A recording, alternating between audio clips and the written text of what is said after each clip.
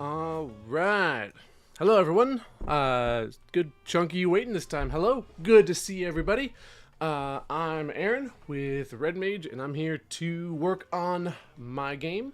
If you have something you want to work on, if you've got questions about your game, game maker, coding, whatever, I'm happy to help. I'm happy to debug some stuff live if you send me a project, and I'm also happy to just be here with you chilling. So I'll show you what I've got going. I had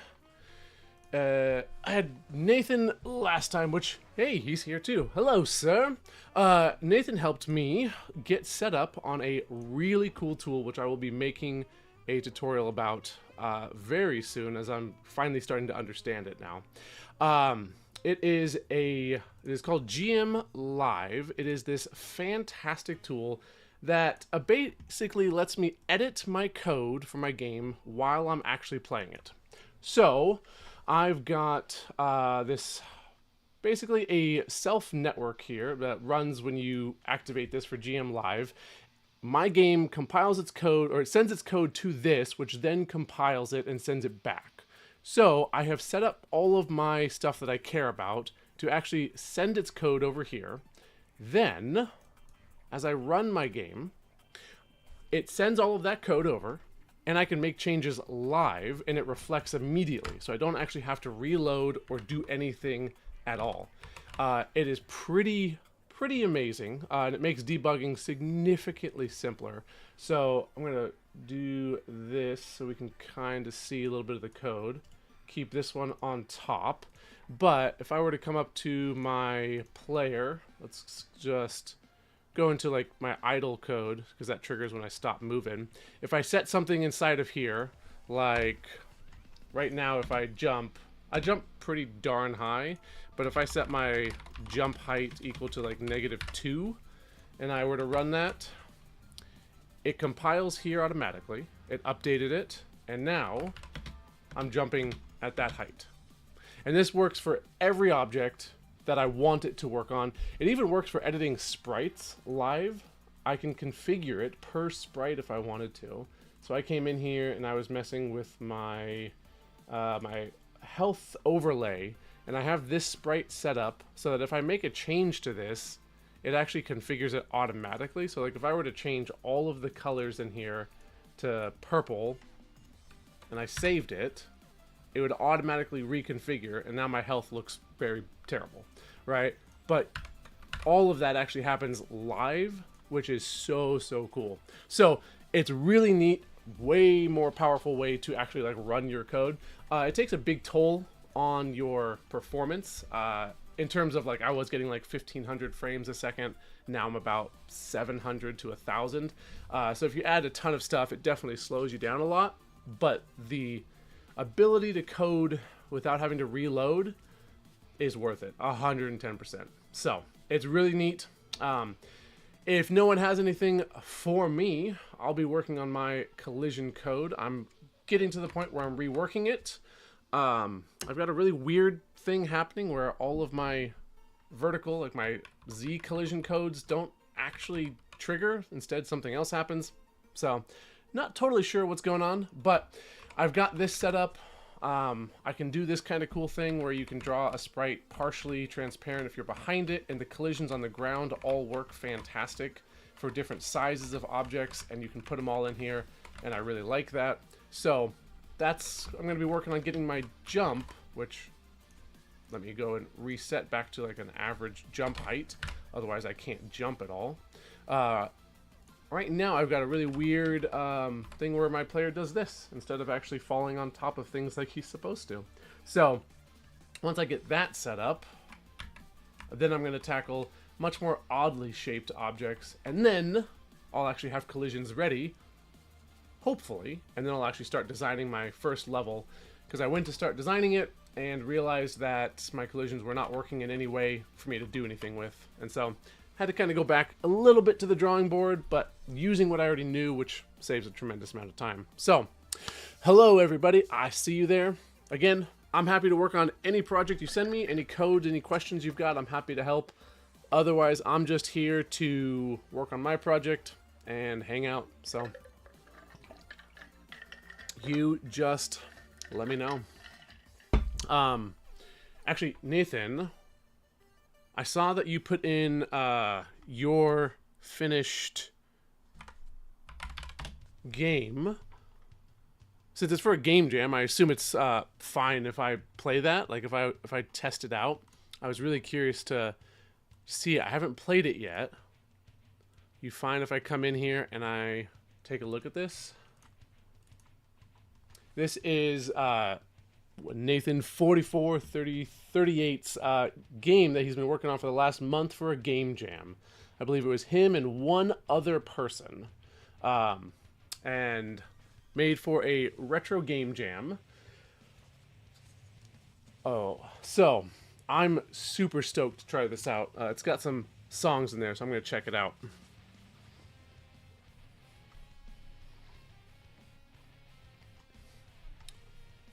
going to pause my music.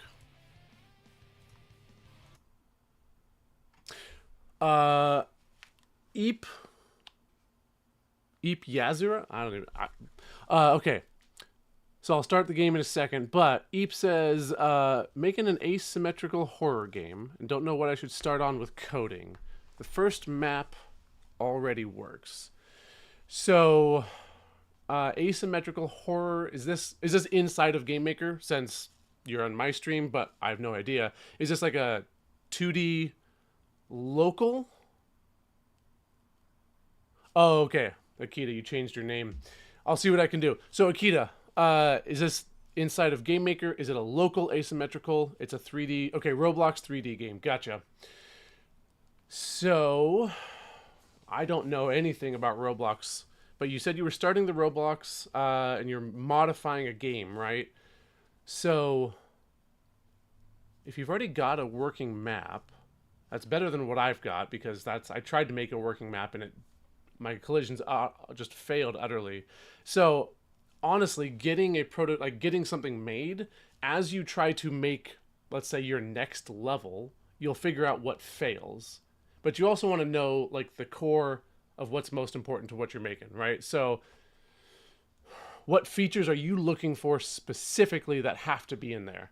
The whole reason that I'm going back to my collision code is because one of the most unique things about the game I'm making is that it has that 2.5D platforming ability inside of a farming game, because no other farming game I've seen does something like that. And so I have to get that code right, and I have to make it work well. So what are you trying to do that, is fundamental to your game, and does your first map actually do all of that? Like, it's Roblox, so it's going to be online, asymmetrical.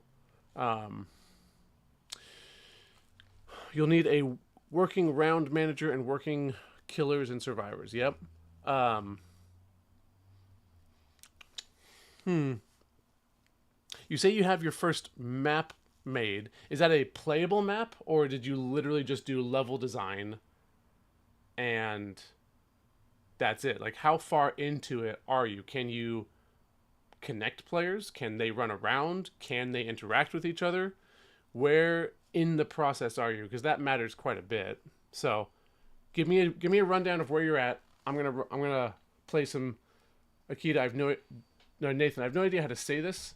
Super Touge? I don't even know. Okay. Oh, I have to download. Okay, it's an actual game you download. Let me grab this then. And okay, I should have pressed the download because it's a gig. But let's watch this.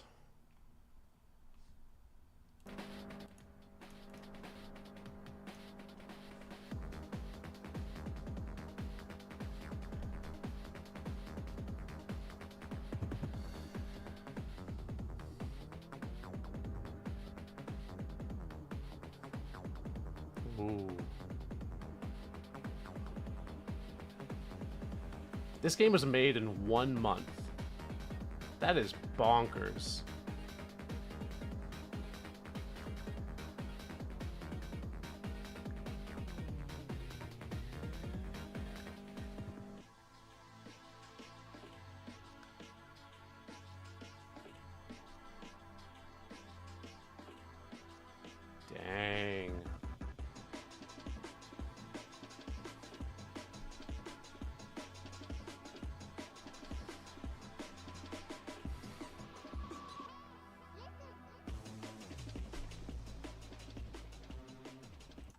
Dude, that's crazy.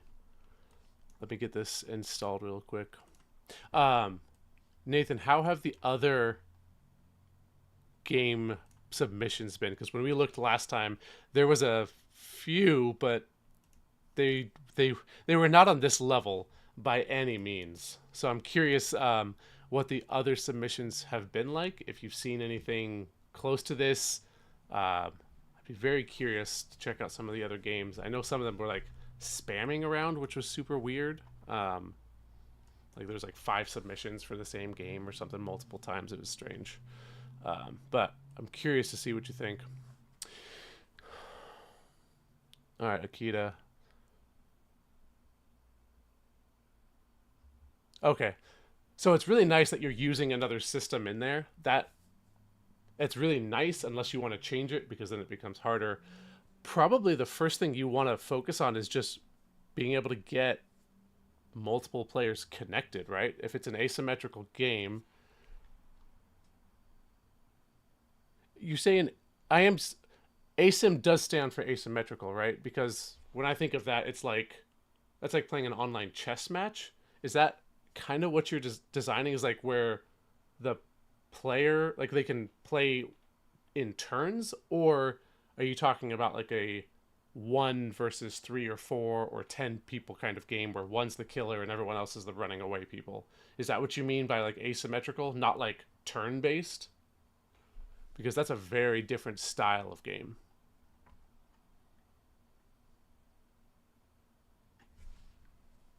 Okay.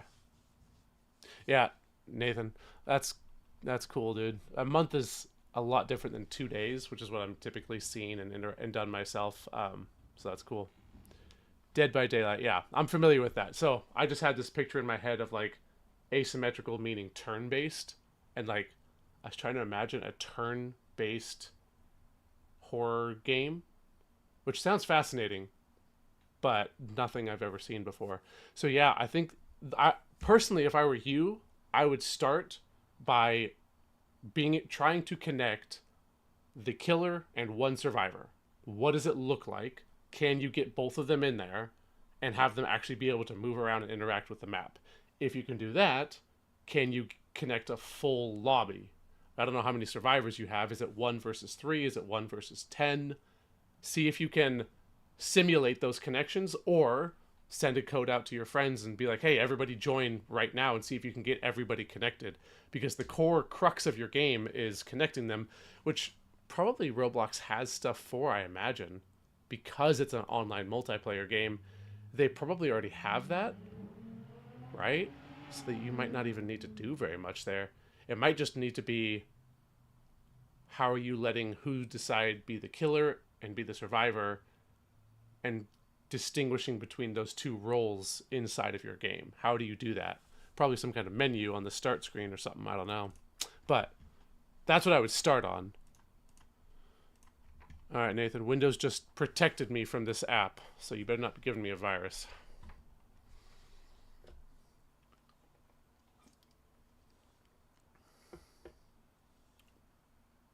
Yeah, Akita, you can do that. I mean, if you I personally I think animation is like way towards the end unless it conflicts with like collision detection. I would just get people connected, and can they move around as boxes? Because if you can't do that, then having a pretty animation is not going to take you very far. But here we go. Nathan, should I use a controller or is mouse and keyboard fine?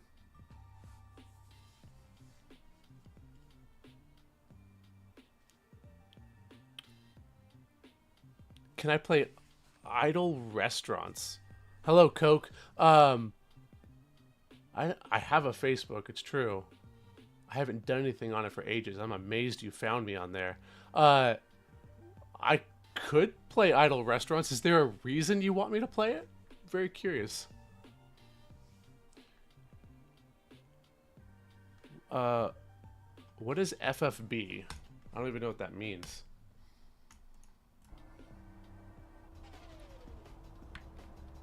Hey! Press tab to open race options. join. Nice. Let's go. You've actually got a good chunk of people in here, and it's actually... Whoa. It seems to be running pretty smooth. Some pretty interesting physics there, but that's part of the game now. Let's see what we got. Oh, camera control. How do I drift? It's... Oh, that was rough. Susie? I swear.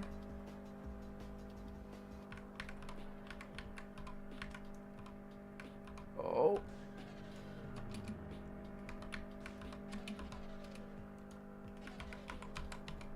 I don't know what I'm doing.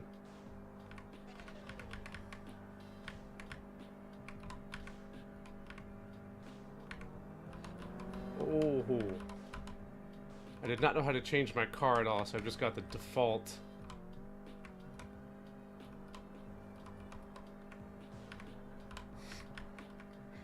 Dude, this is legit. I would not believe this was made in a month. This is crazy. How many players can you support at once? Oh no! That's not good. Whew.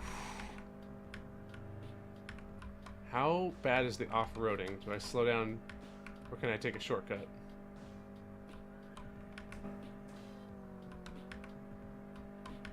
Oh, no! You put an invisible barrier up there? No! I was gonna take over everyone. Uh-oh, now I'm trapped in the invisible barrier. I can't get out! No! That's what I get for cheating. That is what I get for cheating right there. I'm sorry! How do I restart? I can't leave. Uh-oh. Now I truly am trapped. How do I reset to the track? There we go. Oh. Yeah. I suppose I deserved that one. Okay. Here's the nauseous mode right here. First person. I don't know how people actually drive like that in a game.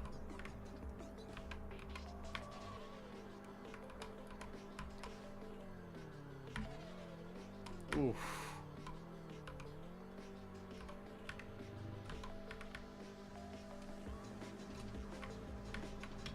Hold on.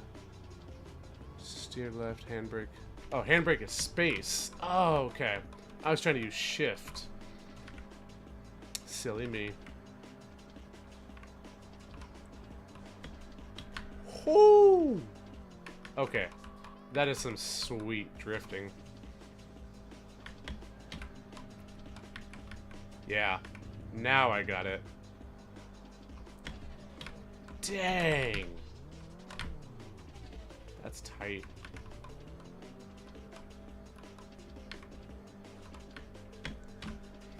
No.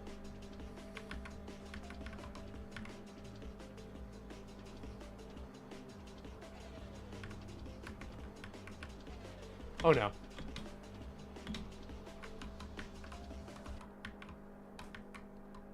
Oh, jeez.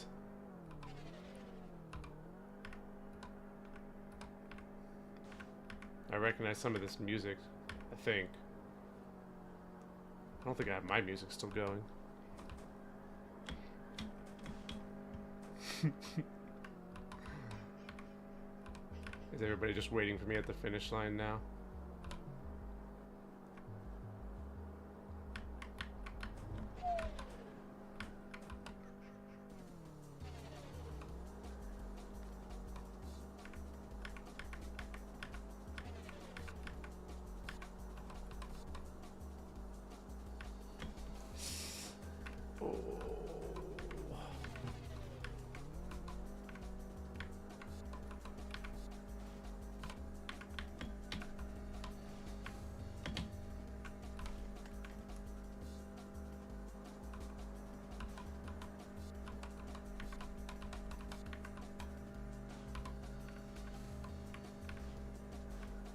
Yeah. This is something I could see. Oh, I could see taking this concept quite a bit further. You've got multiplayer on here. Like, I could see playing this with my friends if you added, like, free roam on this and, like, some objectives and all. You've already got unlockable cars. Like, this could be a really fun hop-on game to just play and hang out. Because that's just fantastic.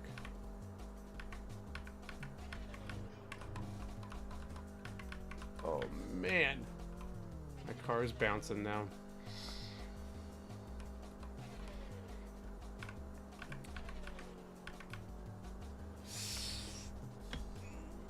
Oh. It's a good thing I can't, like, really crash. I'd be long dead by now.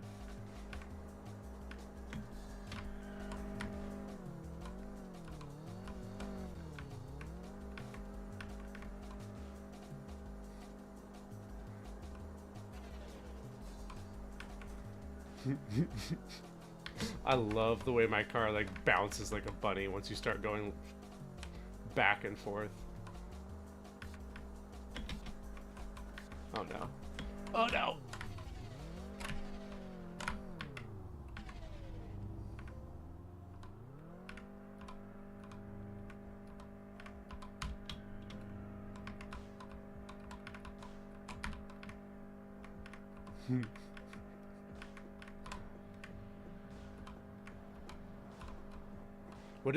What engine did you make this in, Nathan?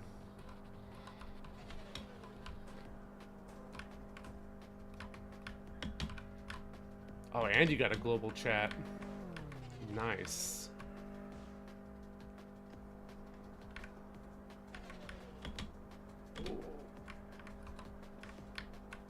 Oh, you said this was Godot because you were talking about the multiplayer engine that they've got in there. Oh.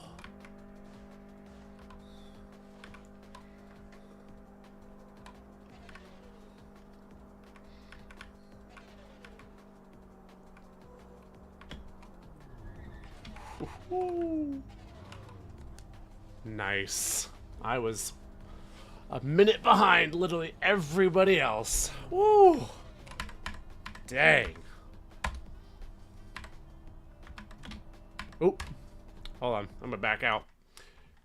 Dang. That was awesome. Let me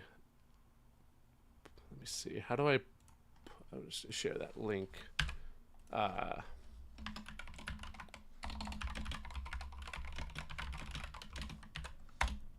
I'll put that link in there for the chat, and I have no idea how to like manage my YouTube like not comments but the description. I'll see if I can throw that in the description later because that was fantastic. That was awesome. Okay.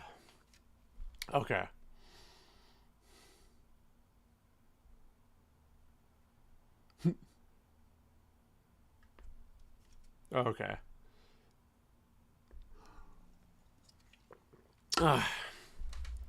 What? Akita, past midnight is when you get all your work done. What are you talking about? And it looks like we have those spam accounts. I haven't seen those before. Wanting me to play idle games on YouTube. Whatever. Got bots hanging about. Yeah, Nathan, that was a genuine pleasure, dude. That was fantastic. I'm curious how many maps you have, because like that one map, I mean, for me, it was 7 minutes and 14 seconds of driving. But like that's a 5-6 minute map right there. Do you have multiple maps that you made? Because dang, that was fantastic. I liked that a lot. Okay. If nobody has anything else, I'll jump into my game, but that was cool. That track was about a quarter of the open world. 4 tracks altogether. Yeah. Dang. That's a lot of That's a lot of stuff. That's cool. And you have an open world? Very neat. You've been awake for 2.5 days straight. Why? I mean, I used to do that, but now I'm old and I have kids, so I don't do that near as much anymore. But all right, I mean, I can understand that a little bit. uh, okay. So, let's see. Currently, I've discovered I'm not actually using my collision code. And I have no idea why I'm not using my collision code. So, let's go here. We'll bring this over. That's fair. I mean, gaming with friends is a pretty good reason not to sleep. You can always do that later anyway, so.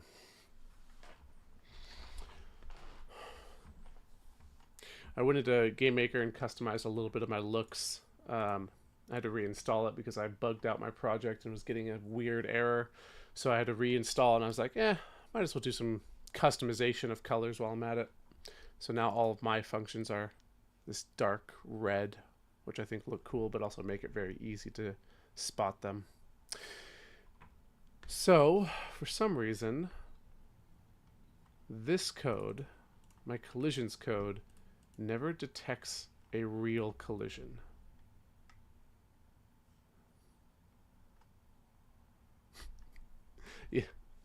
Yeah. And that's a good plan.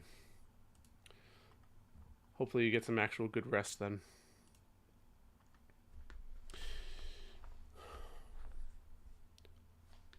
So I've got debug statements. Oh, they did actually hit one there. So I've got debug statements in all of these. And I would expect this to be hitting, but realistically, I'm just switching between falling down and idle state. This is the code that is triggering. I'm not actually falling at all.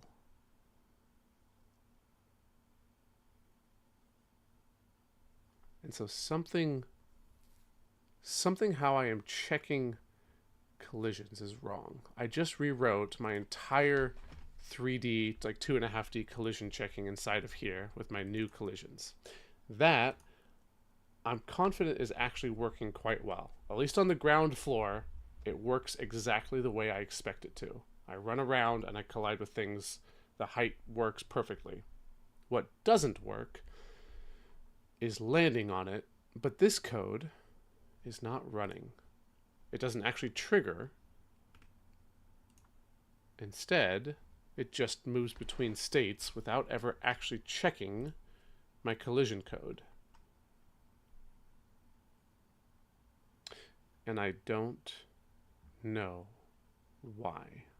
I've been staring at this code and running at it for quite a while now, but hopefully I can make a little bit of progress. Adding in some of these was really good. Makes me feel like I actually accomplished something. And so I can kind of move back to this now after having a little bit of a cleanse. So last thing I was looking at was seeing how I'm truly calculating the Z when it comes to collisions above the player. So at one point in time, I remember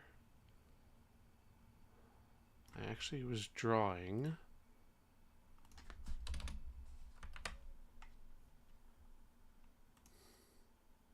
my collision box based on my Z collision box, which is what this is doing right now. So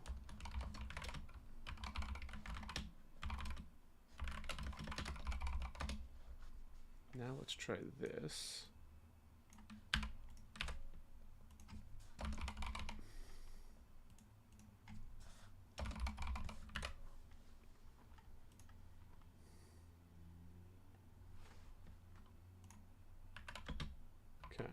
So there's my collision box on the ground.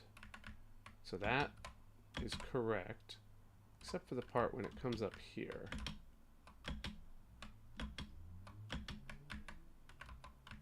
I would expect it to be down a lot lower.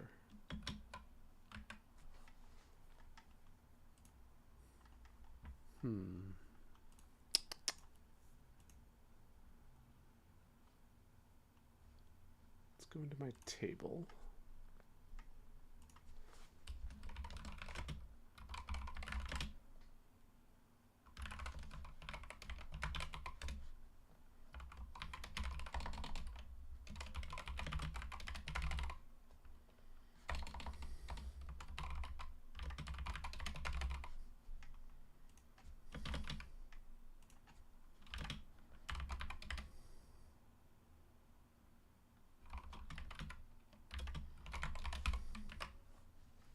Oh, I love being able to change code on the fly. That is fantastic. Okay. So here's this. Oh yeah, let me put my music back on. That way a little more interesting than just my own voice.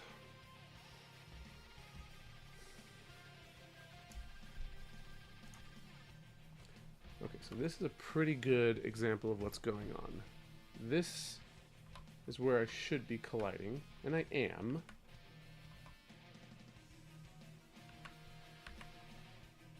Oh, part of the reason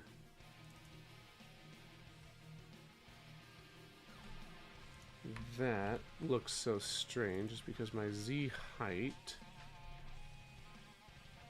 should not be my entire sprite height. Let's see. The table is 48 pixels high. My collision mask 36. But the actual height of the table itself is realistically not very tall. It's not a very tall table, but it's a wide table. So realistically, my Z height would be more like 12. The only time I have to actually restart is when I change create events, because create events I don't have them run again, and so changing them live doesn't actually do anything.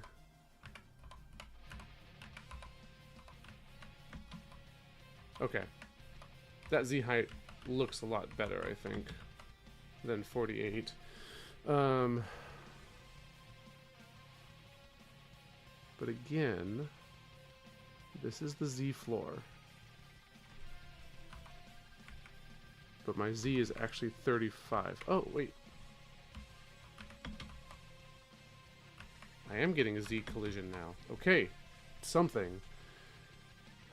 Excellent. I can run that through and try to figure out what is going on with my collision code.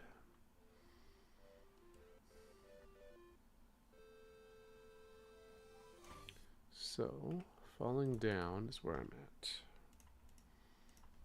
And yeah, Nathan, I've played around a little bit more with those the power toys from Wind Tools or whatever it is, and yeah, it's very nice, that customization. I've only really used Play on Top, but I've altered how it works and how it looks.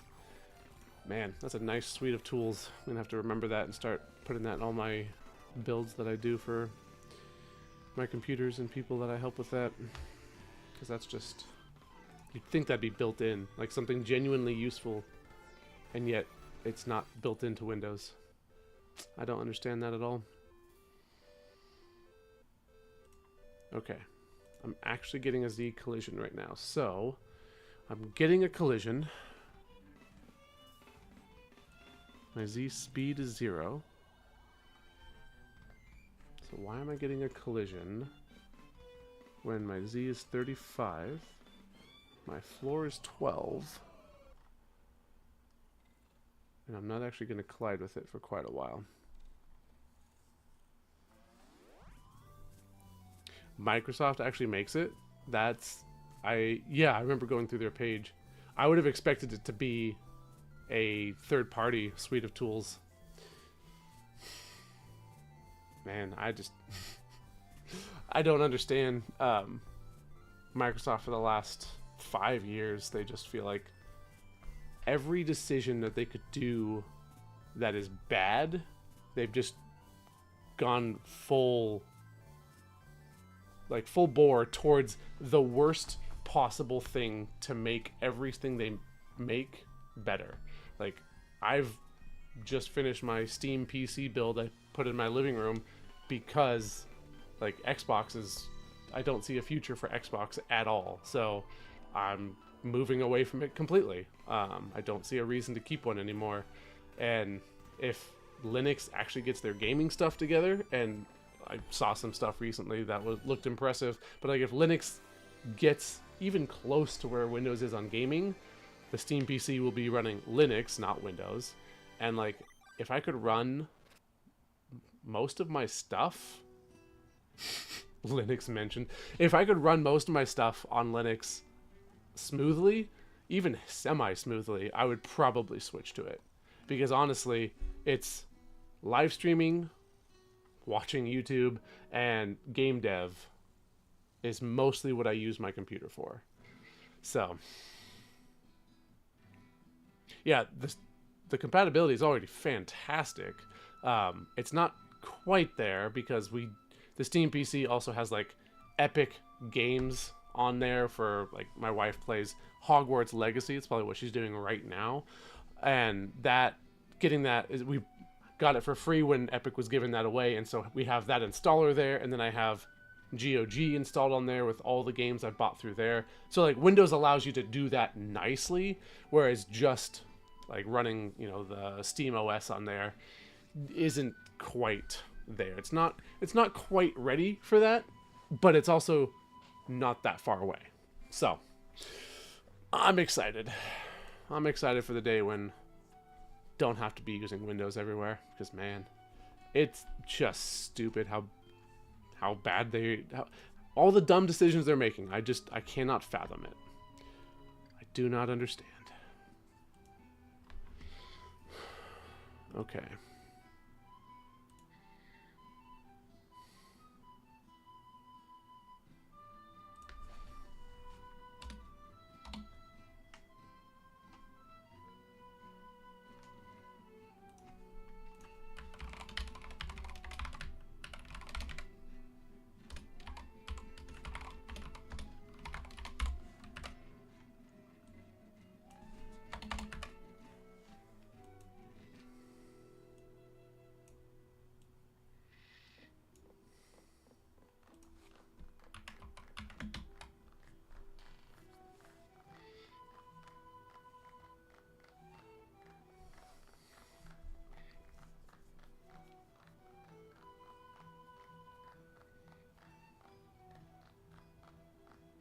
I don't know anything about their Epic's anti-cheat. Anti-cheat in general seems to be a losing battle, but I don't do much with it. I personally have not run into any issues with anti-cheat like I've heard a lot of people have. I know there's a lot of hate over specific ones, but I haven't had problems with that. And so, in that sense, it doesn't bother me. But if they have something proprietary they want to keep to themselves, I mean, that makes sense. Steam kind of has a monopoly on PC gaming. Not completely, but it is.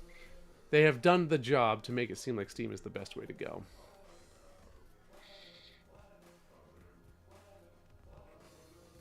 Oh, okay. Yeah, that would make sense. If Epic doesn't want to truly support Linux because they can't have their anti-cheat on stuff on there, that makes a lot of sense. And that's something that's never going to change. I can't see Linux ever removing true user customization and power. Like, that part will never go away. So, yeah. Here we are in this weird middle world. Can't use one thing for everything. Gotta cobble it all together somehow. but that's part of what us techies love doing, right? I still have all of my hardware that I used to build the computer recently just laying about with all the different components and choices, and yeah, it's one of the nice things about it. You get to really choose exactly what you want to do. So let's see, why does this feel like it is now freezing up?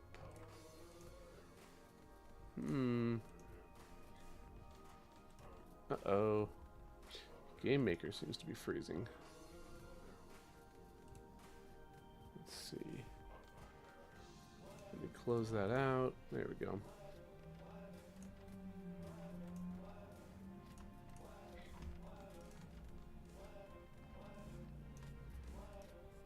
Okay.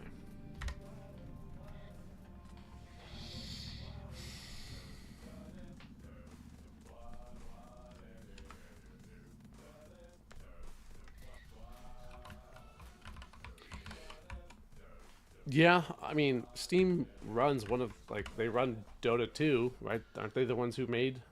No. No, they aren't, are they? But, like, there's a lot of competitive games on Steam, and they run, and I imagine they run on different environments, but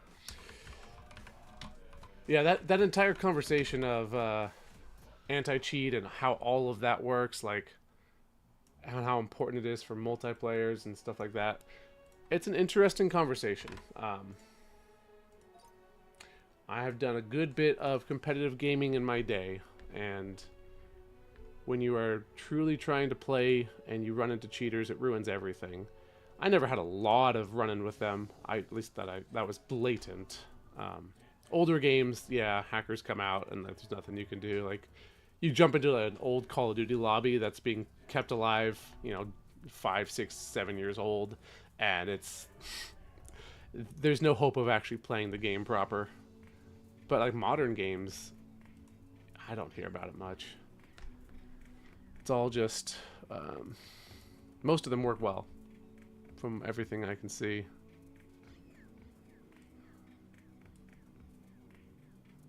Okay.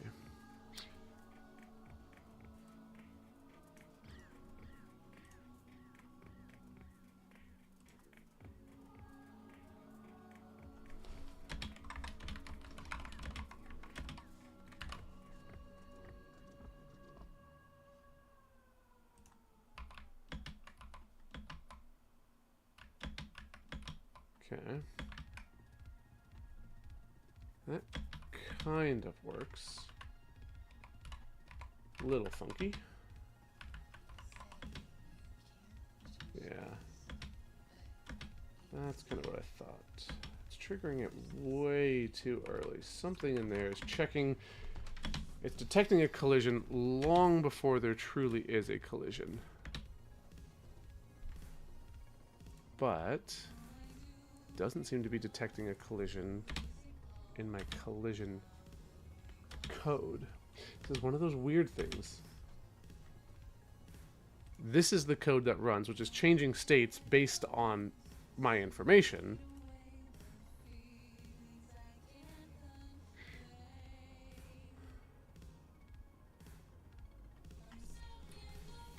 Let's see.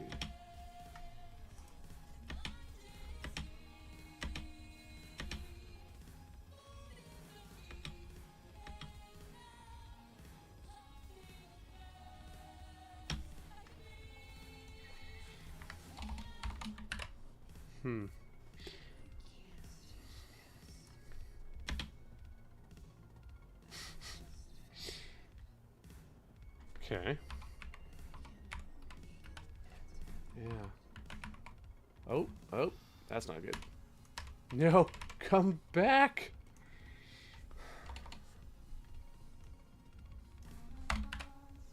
And I'm gone. And I'm back. Cool. Okay.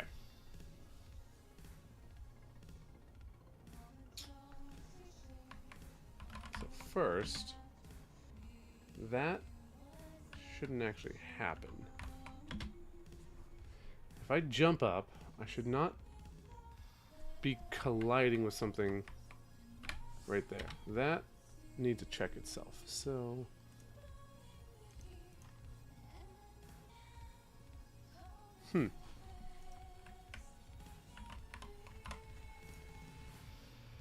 weird. Game Maker is just struggling right now.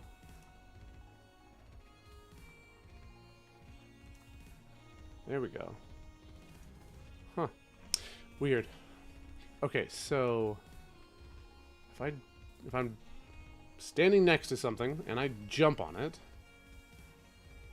if I jump, it should not change anything about my collision.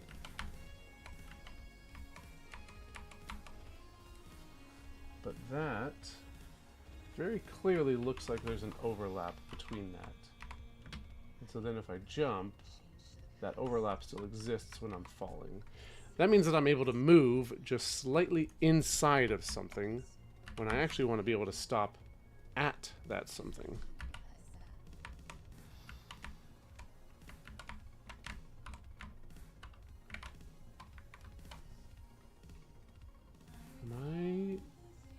I don't even know. I'm gonna restart Game Maker.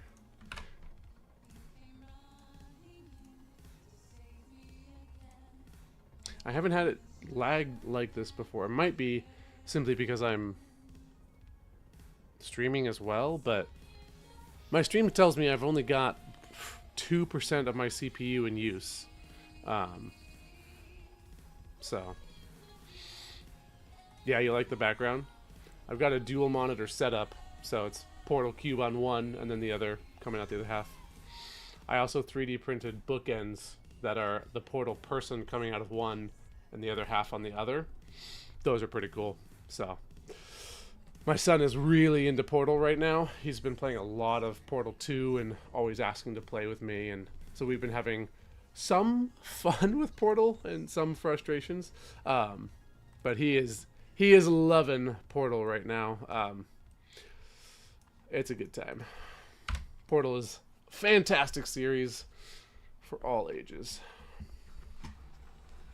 I'm gonna do this. See if I can get. There we go.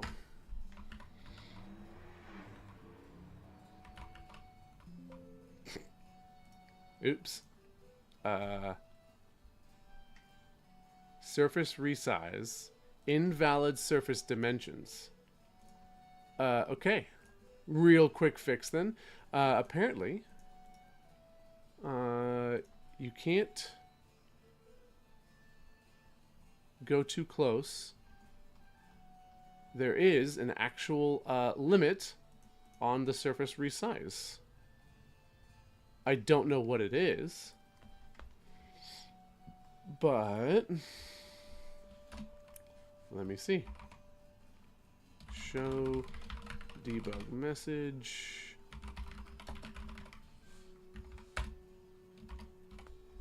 So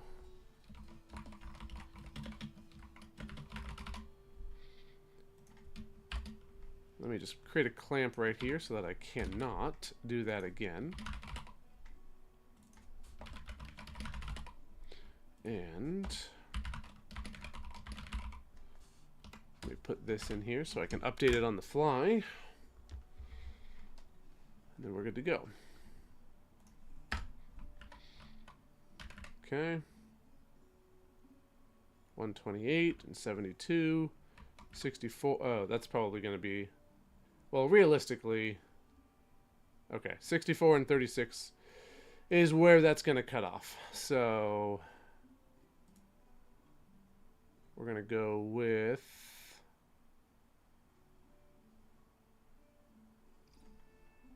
I think I can...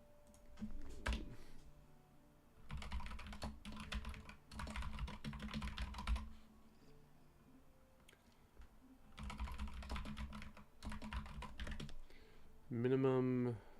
What was that? 64?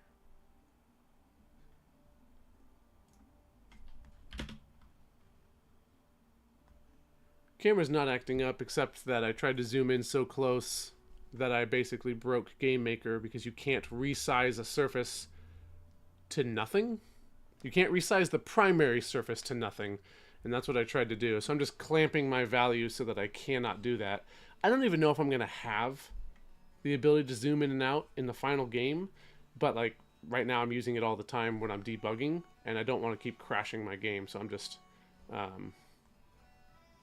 fixing that right now.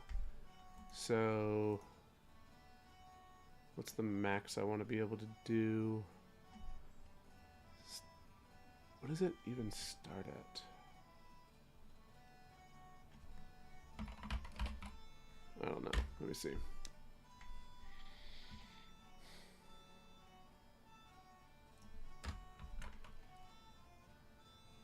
So what's like the max size? The max size is when I'm building. So maybe like that. We'll just say 640 for now. So we'll say 64 and 640 for the width. And then we'll clamp the height.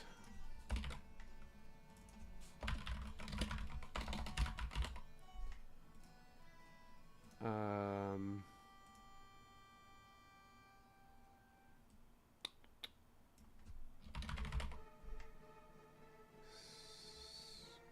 360 and 36.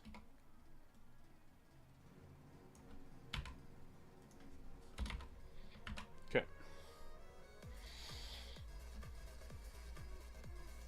Yeah, there will be zooming in the sense of when the player builds, it zooms out to see him.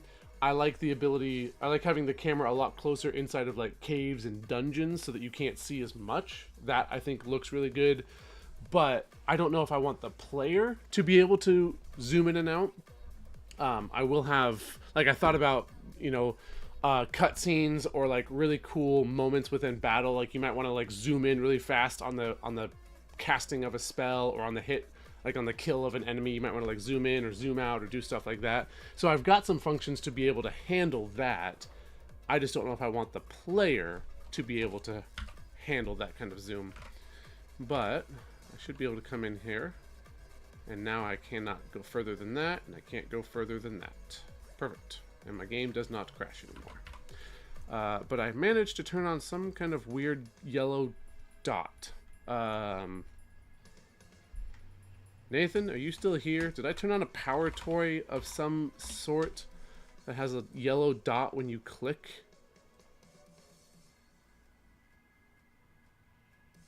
These are the power toys. Oh, mouse highlighter. Yes, I managed to turn on mouse highlighter through Windows Alt U. Okay. Good to know. Oh, press left control twice. Whoa. That's cool.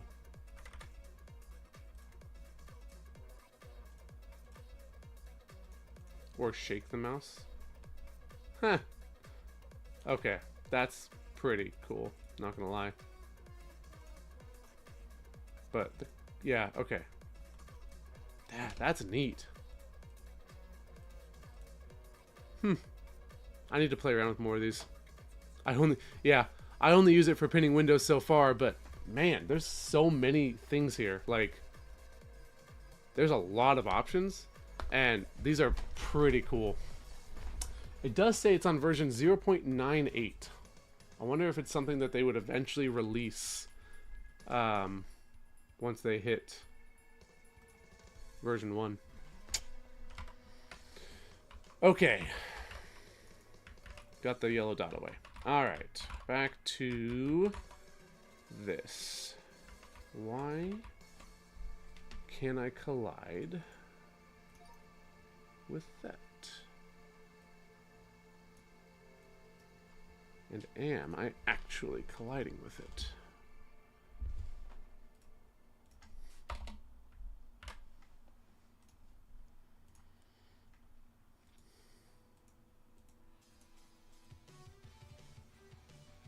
So I'm in the idle step right now. Let me see if I actually am colliding with this.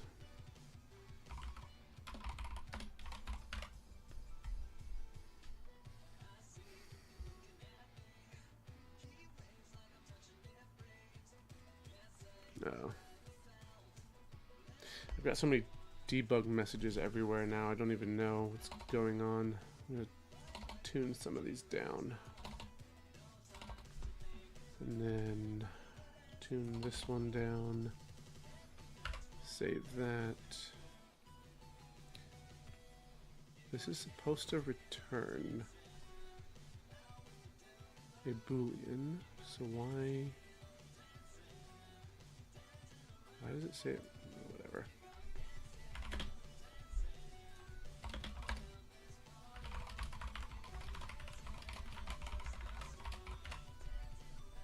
Takes about 3 seconds for this code to update.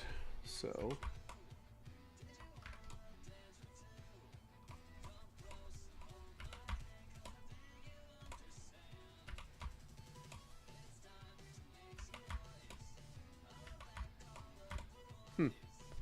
it definitely says I'm colliding when I press forward one time. Oh, okay, I see.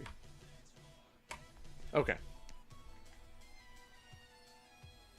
So I am colliding. So the question becomes, why does my collision code allow me to actually get inside of other objects?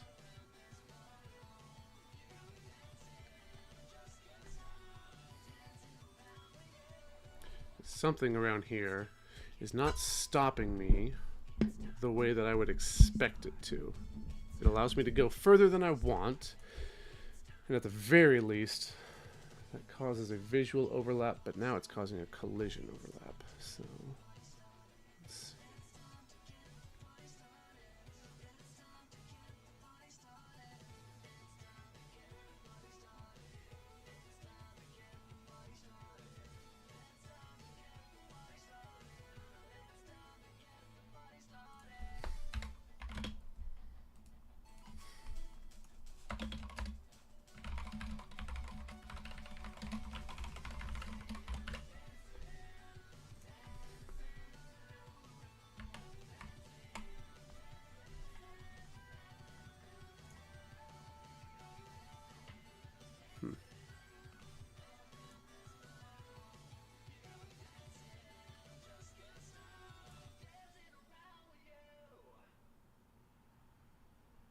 Gonna try running my debugger. GM Live kind of works with a debugger, but they don't really play that nicely together, so kind of got to usually choose one or the other to use. Okay, so here's my collisions.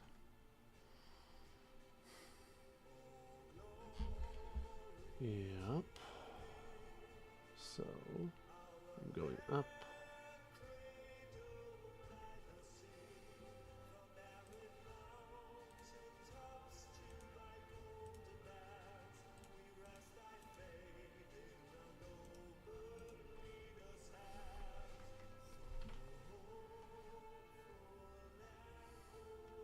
Wait, what?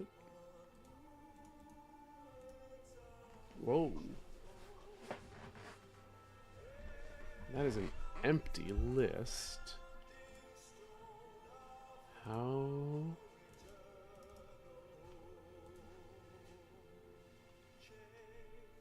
I passed in the collision manager.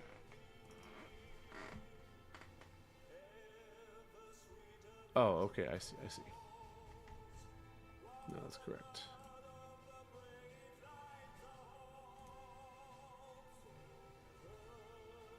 So while there's not, move me forward. Yep.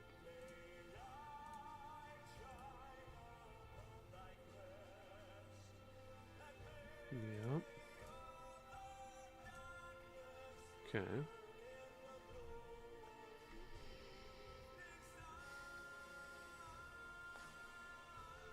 Now I can't see myself, can I? No. But I can go into my room and look at the bottom of this, which is 480. Okay, so my bottom of my table is 480, and my debugger has stopped me at 484. which is further down because my collision box is 4 pixels tall. No. Yeah, my Z height is 4. So that is correct. It's exactly where I should be. I hit a collision.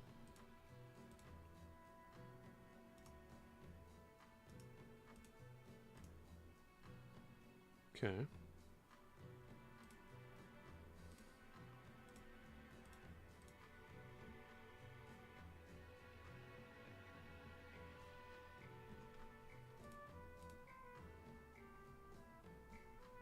So all of that looks correct.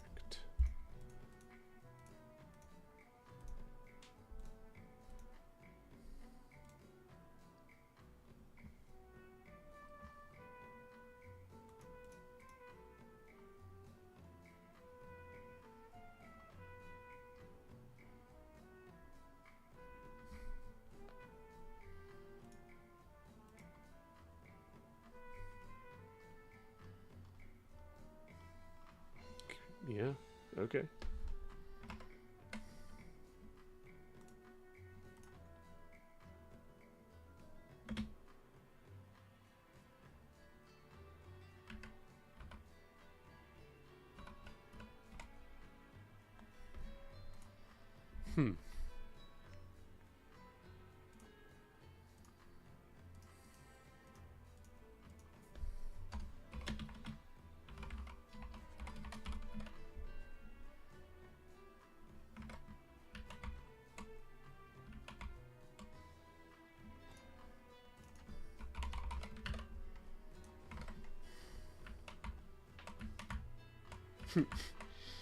Nope.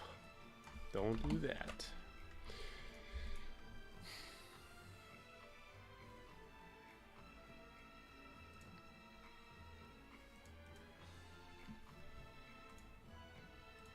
So all of that looks... Did not know I could do that. That's cool. Okay, so all of this mostly looks correct. I'm not super happy with how I seem to have just a little bit of collision in there. You would think it would stop me just slightly before that, but it doesn't seem to.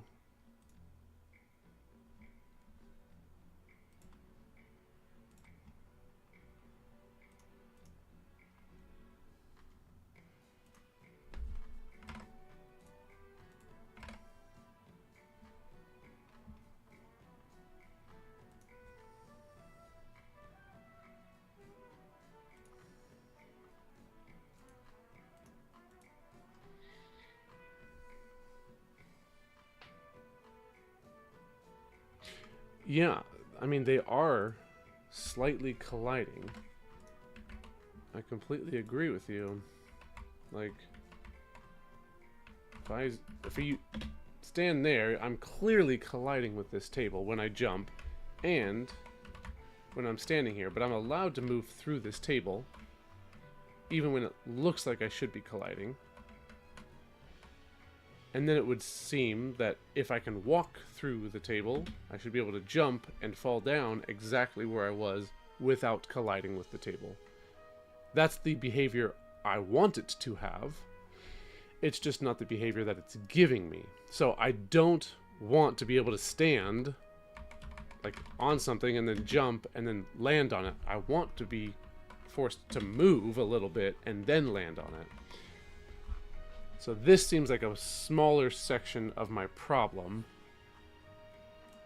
but I'm trying to get this code really crisp. I'm trying to get this movement exactly what I need, because if this movement code does not work, if it doesn't feel good, if it has issues, the rest of my game is going to have issues. So I've got to actually have this be pretty much perfect. And for whatever reason, sometimes I'll stop there. And then sometimes I'll stop there. this is one of those times where I feel like I'm hitting my head against a wall, trying to solve a problem that, well, I made myself, but trying to solve a problem that I think I understand, but clearly I don't.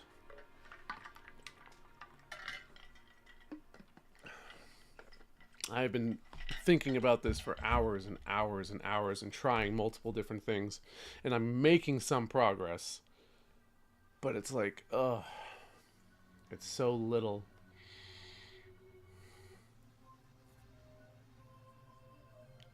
Yeah, I mean, it does. I was working on this tree for a little while because I want to be able to actually, like, have a precise collision along this tree.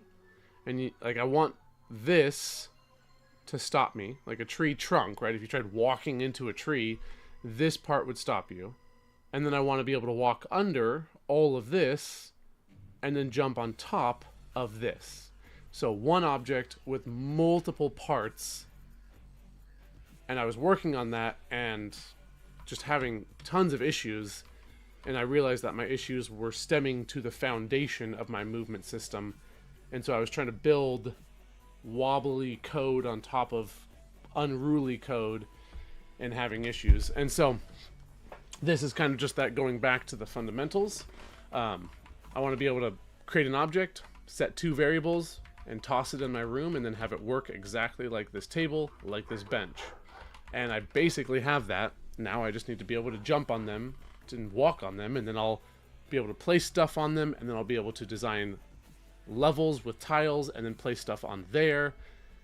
And like, I had that working generally fairly well, and now I just need to get it working better, because then I can actually design my test level. I want to get an actual playable thing. That's the most crucial thing that I'm trying to make right now, is something you can actually play. And I already know exactly how it's going to play out, which is partially the frustrating thing. Is like, I know how I want this to go, and it's going to be awesome, but I'm not there yet. So we'll get there. I'll get there. At least I am colliding at this point, so.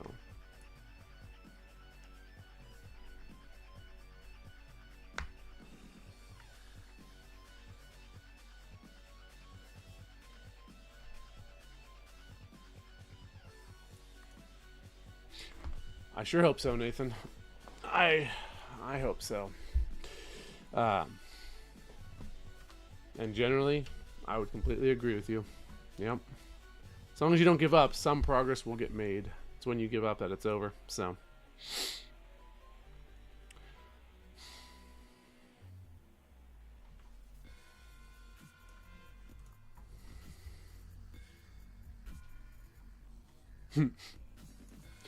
Yeah. Yeah. I have things I want to make, but the things I need to make get in the way.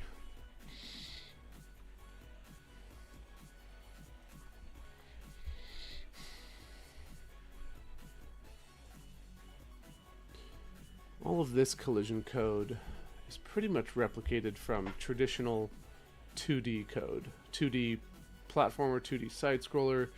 This is the code that you go to in Game Maker when you are doing collisions.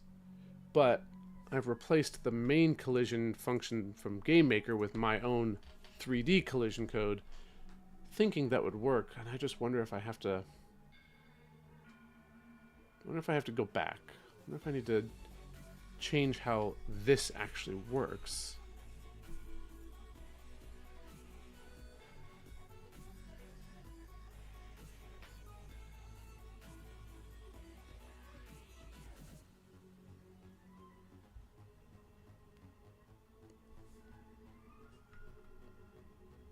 Or if it's more of my how I handle that.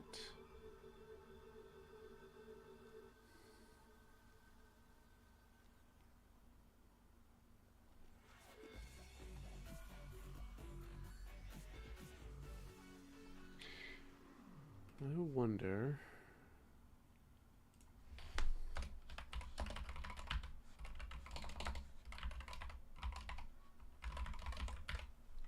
I What would happen if I forced myself to go into idle mode?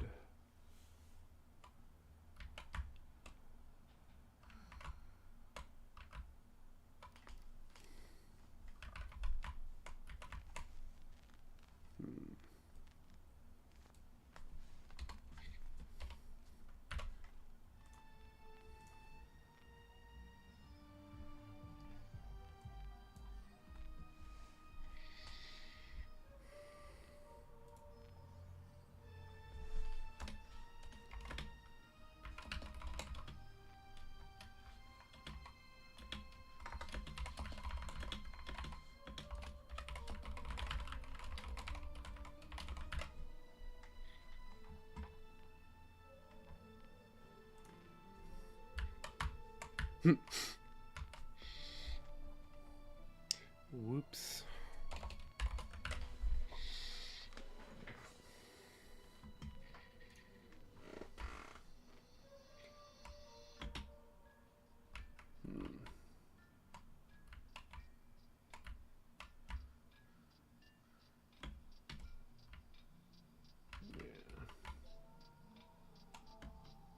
No, no.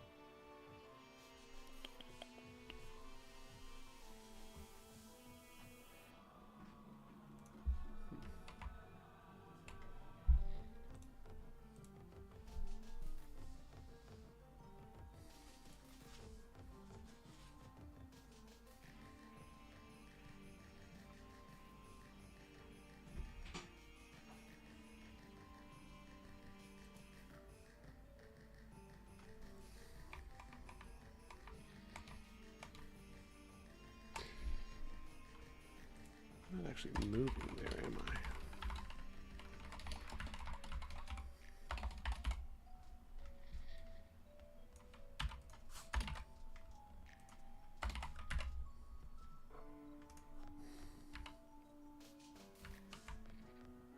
Yeah. Okay, so I'm not. I don't actually move. Play the animation. Makes sense. Looks good. Feels the way. Switching between those two states does not work.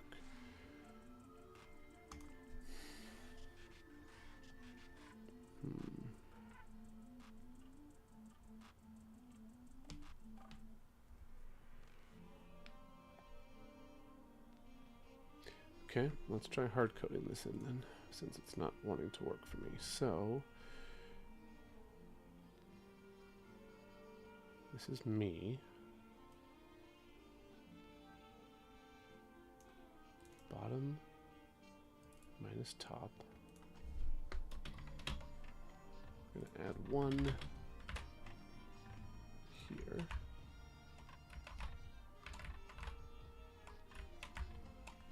Let's try adding 10.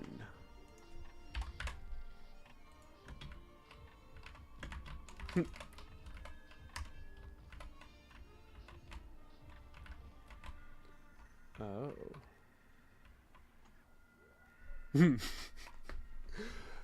Yeah, you're good, Akita. 2.5 days. tons of gaming, tons of work. Go. I understand. I appreciate you joining me, man. And let me know how that Roblox game keeps coming along. I'm really curious to see how it works because I've never done anything in Roblox either. I'd love to see some of that back-end dev. If you want to share some screenshots or some videos of you working on it, I'd love to see that. I think it'd be pretty cool.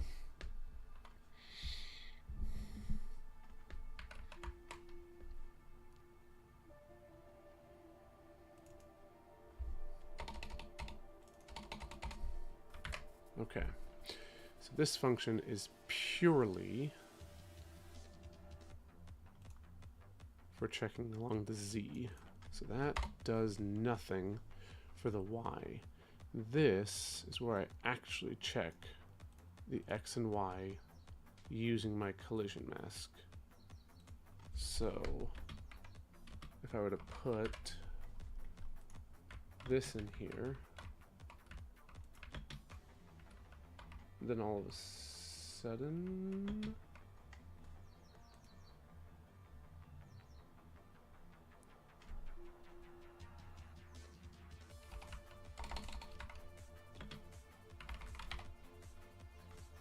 hey, Salad, welcome.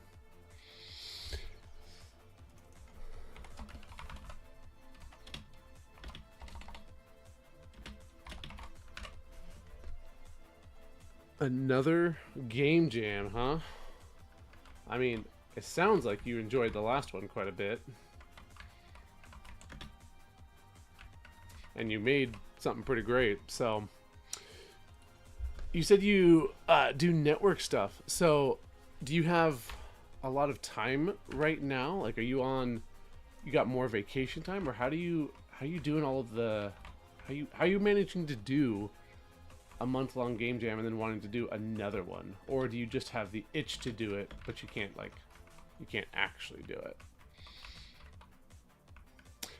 Salad, it's going. I am stuck on my collision system, and so I am running into this table 1,000 times in a row, making minute tweaks to see if I can get it to work the way I want it to. So, you know. It's going. I saw your updated visuals for your game, and it sounds like and it looks like you've got some pretty cool stuff happening.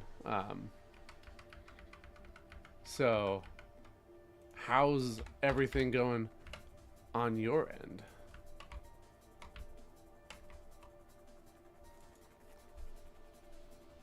Oh, okay. I mean, nothing wrong with living a nice, simple life, especially if it allows you to do the things that you love to do. That's cool.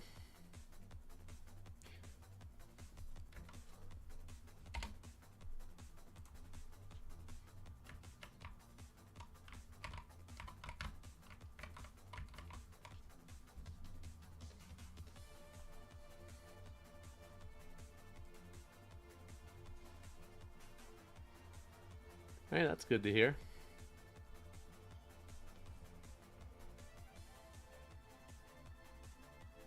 With designing a quest, right? I was thinking about that more after you asked, like, what designing a quest, or like if I were to make a tutorial on something like that. I was thinking about that because I'm gonna have to do quests and, you know, stuff for my game, and so I was curious, what do you have already? You have 10 quests, so like, are your quests fairly straightforward, like kill a certain amount of monsters, hit a certain number of rooms, reach a level, or do you have like more complex stuff you're wanting to do? Okay.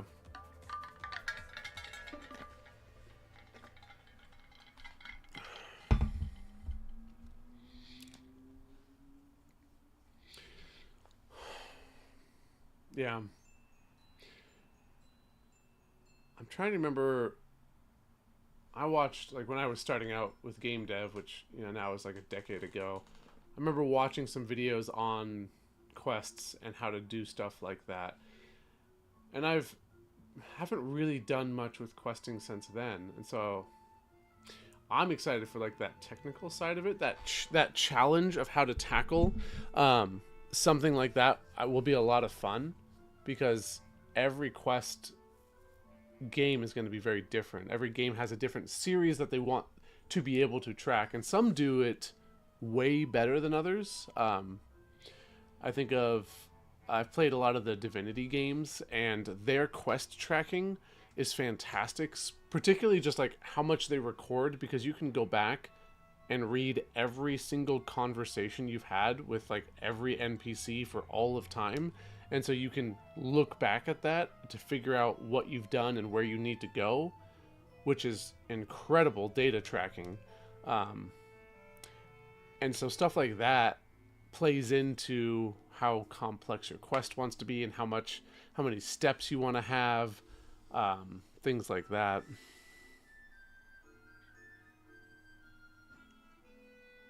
Oh, okay. Taking the quest from a board and then completing it. Yeah, I mean, that works perfectly for the kind of game you're making. You're a dungeon diver or something along those lines, I imagine, since you're delving deep into the dungeons. So that fits the theme, and it does exactly what you need it to do. So,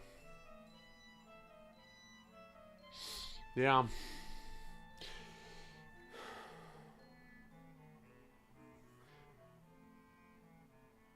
Wonder if anybody's ever put quests or like achievements in their game for finding bugs.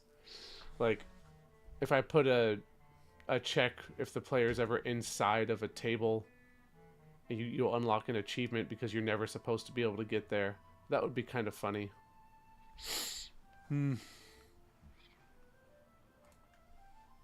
Yeah. Do you have any specific problems that you want to question about, or are you still just working through it on your own? Mostly I'm running into a wall here.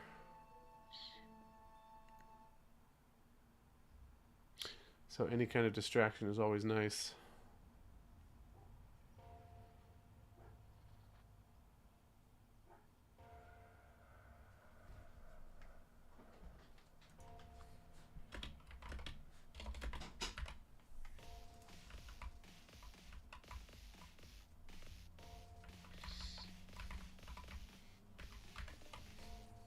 Thank you.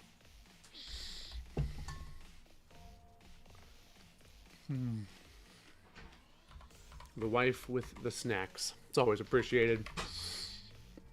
Okay.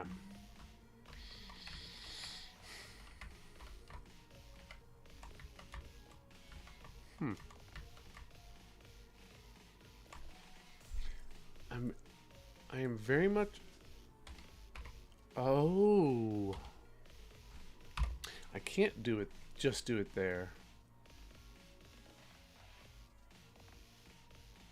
Wait, yes I can.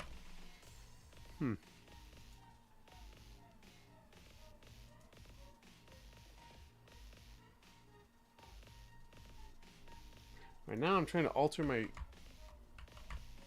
vertical, like my Y collisions, to be significantly larger just so that I understand that I can do it.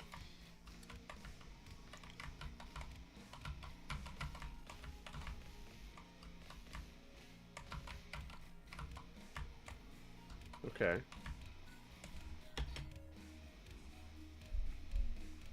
Seem to have worked at least.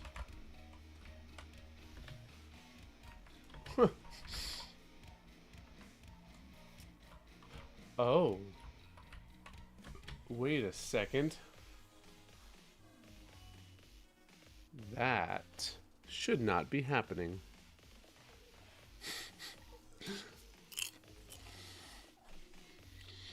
So the counting does not work properly. Needs like 50 steps. If I then take quest 1, it needs to 10 steps.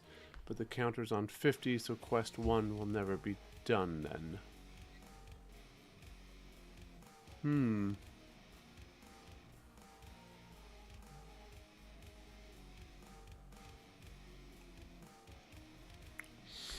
So you need if you want to have multiple quests active, you've got to have multiple counters. So, quest 1 steps, quest 5 steps, and you would increase them both when you take a step, but you need to keep them tracked individually. What did I say? I'm hitting my wall with? I think I said my head. I'm pretty sure I said my head. But at least to me, it looks like I actually just found a solution myself. I seem to be getting stuck based on my current Z location, which is interesting, because I should not be getting stuck right there. That's where I actually am, is down here. Hitting a wall with the hit. I'm hitting something. That's all I know. Okay. Okay, this is good. I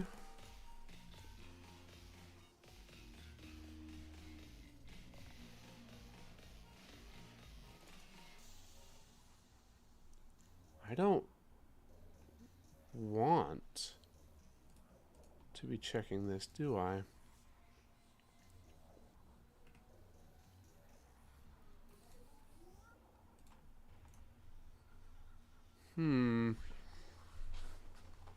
Alright, Salad, give it a shot. Let me know how it goes for you.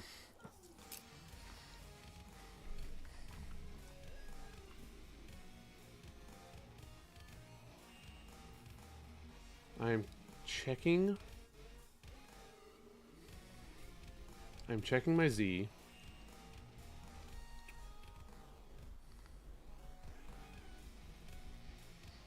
My problem is my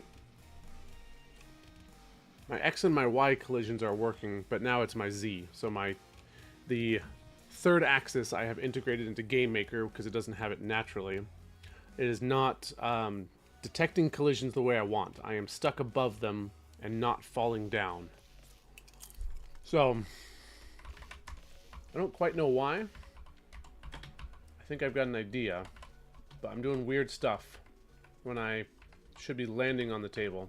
I'm kind of rewriting my collision code, and so I knew this was coming, and I'm happy enough with the collision code on the ground, so now I'm just trying to get the top part of it working.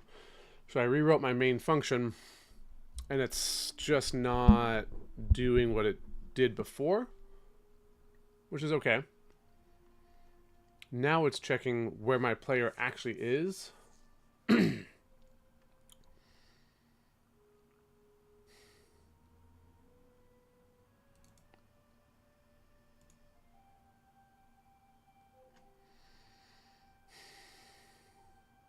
Bottom and the top.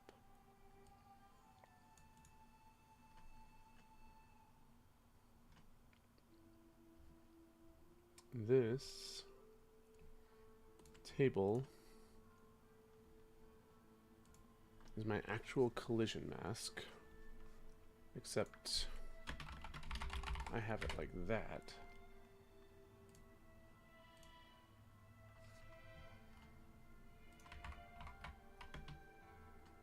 Which explains why I can land on that. That makes sense. Okay.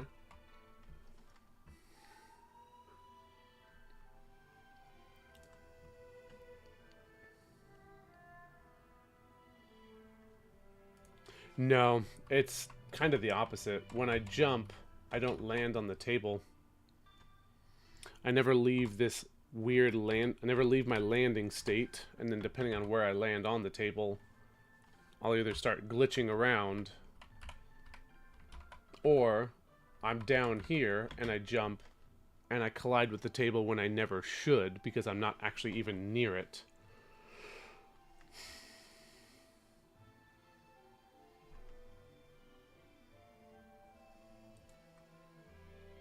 But it thinks I'm near it because I'm using my collision mask, and my collision mask moves when I jump with my player. That's the problem. My bottom minus my Z is what's actually moving here. This is my new collision code. My old collision code simply checked where I was. It only checked my Z and the Z height of what I was going for.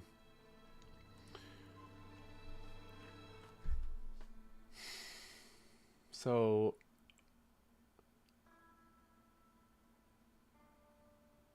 my actual collision mask is my Z floor? Is the bottom of where I'm looking at. Well, no. Because it's both. If I'm in the air and I'm jumping and I hit a tree,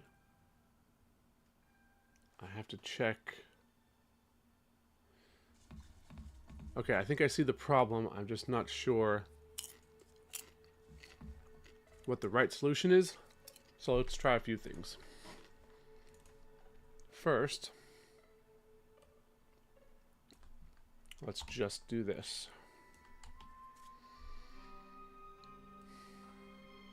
Let's remove all of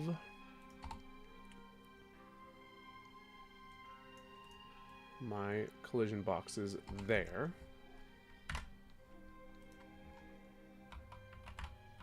Okay, doesn't stop me from colliding on that. It should. Nope. That's interesting. Doesn't even stop that. Oh. Wrong one. No, it's not.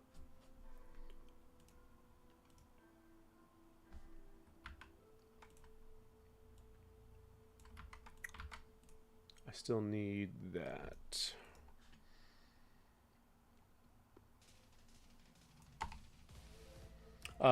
Yeah, that was the issue. That Z is should not be alone. This is the actual instance I'm colliding with, and I have to reference it like this. I deleted those on accident, and so then all of a sudden my Z was actually referencing my player because the player's calling the object. And now I'm referencing the instance I'm colliding with. Oh, yeah, Salad. You missed it, but last stream, Nathan gave me a very nice super chat and made me buy GM Live. So I now have something called GM Live, which is running in the background and is essentially a server that all of my code gets sent to, compiles, and then sends back to my game. And because of that, I can now code and have it automatically change without actually leaving and recompiling and restarting my game. And yeah, it's really nice. It is really nice. So, if you're interested in looking at it, it is available for GM 1.4, I believe. So, it's called GM Live. $30, but he has versions that go back all the way to 1.4. So, it was very complicated for me specifically because of how I've got a lot of my functions. For Salad's code, which I've been in, it would be pretty simple. All he would need to do is... Yeah, I'll put the link in Discord.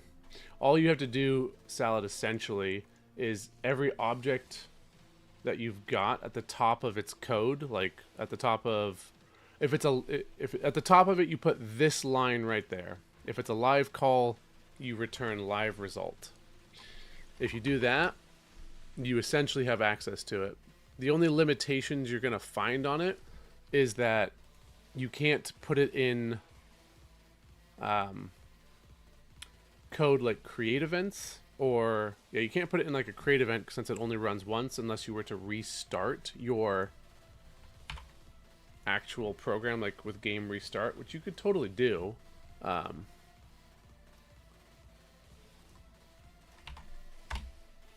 But otherwise, I just toss that in all of these, and then I can just code. I'm going to make a tutorial on it soon, and I think it probably works the same, but I am using, you know, like a 7-year difference between these. So keep that in mind. It's got some decent documentation built in. And so I was reading through that and just had to work on it for a while. It took me several hours to get it set up to where I have it now, but it's very, very nice. I just put the link in the Game Maker Resources channel, so check that out. Really, really awesome. You can also make it so you can live edit sprites and rooms, which is pretty cool. So, it's worth it, in my opinion. Once you struggle through learning how to use it, it's a huge, huge time saver.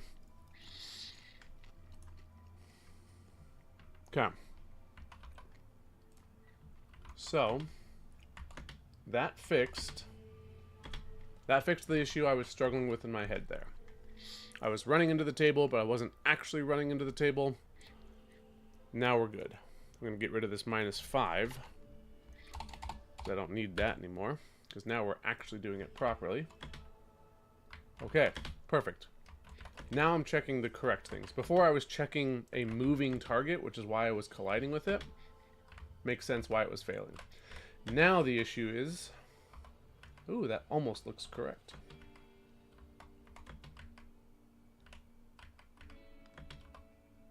Okay. Now I'm a ghost. Yeah, I'd heard about the plugin for a long time. I had just never done it. And so last stream we just set it up, and I did it. So I will put out a tutorial pretty soon on how to use it once I'm pretty comfortable with it. It's an incredible piece of software, and I don't know why Game Maker has not integrated it, but someone made it, which is great. But yeah, check out the docs, check out Yellow Life's YouTube channel. It's got a couple of videos on there, so it's good stuff. Okay, I am now going between falling down and my idle state. A new error, which means I have new thoughts. Okay. Okay. So, if my... Oh, curses.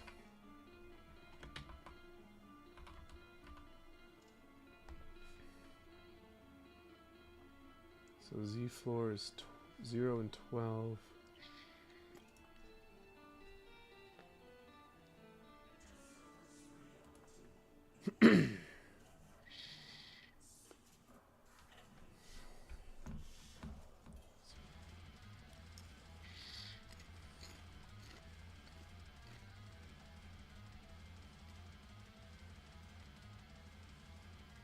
So why am I going back to idle? Why am I leaving this? Hey, grab me one while you're at it too.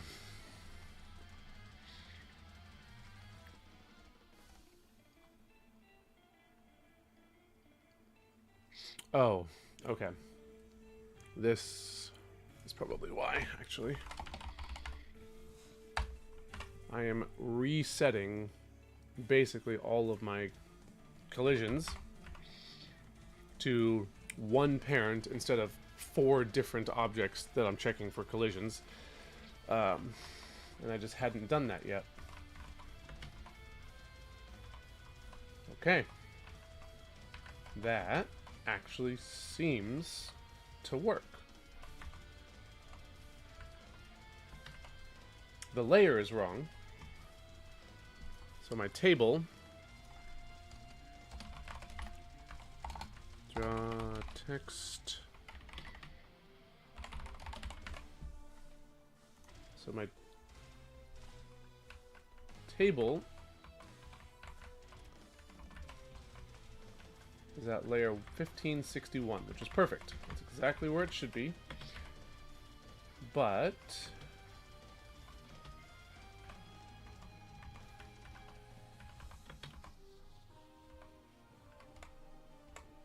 when I get behind it, it fails.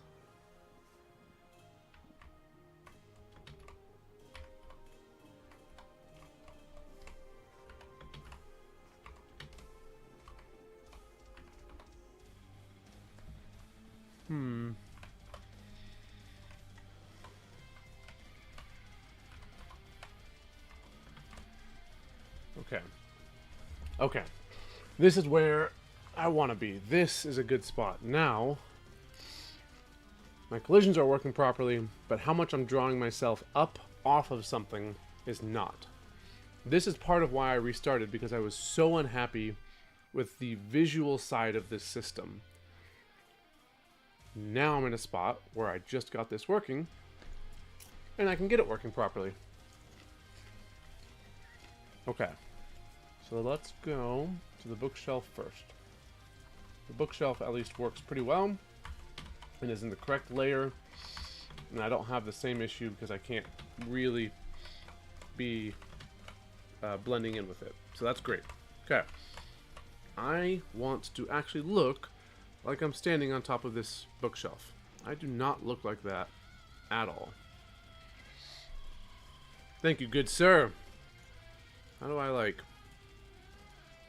I don't even know how to emote on there. I guess that works. Okay. So first...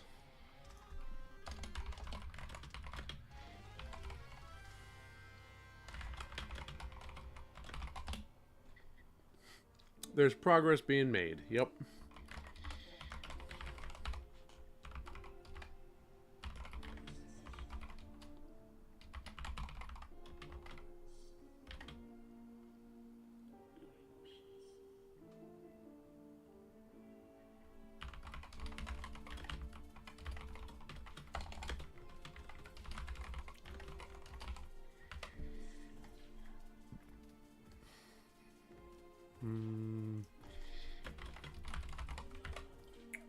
Okay. So in reality, this is the part of the bookshelf I can stand on. I want... Ooh. Curses.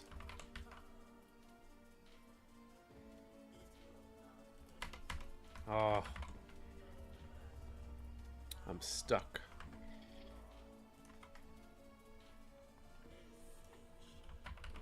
Stuck in an infinite loop. I can't even get out of there with GM Live. I could probably code out of there, but no reason to do that. Okay. We'll get there in a little bit.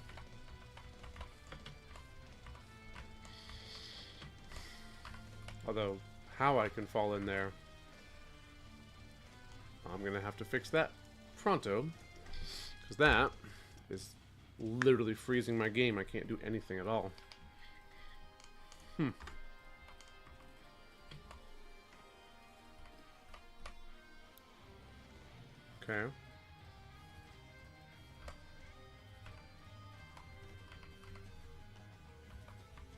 Huh. So if I fall off...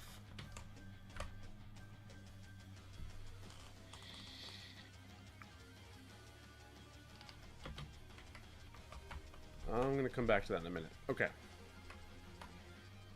How do I move this down? What would I need to do?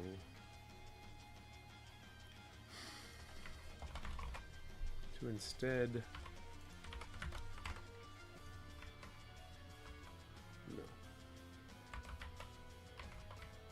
That's the top of it. That's not what I want.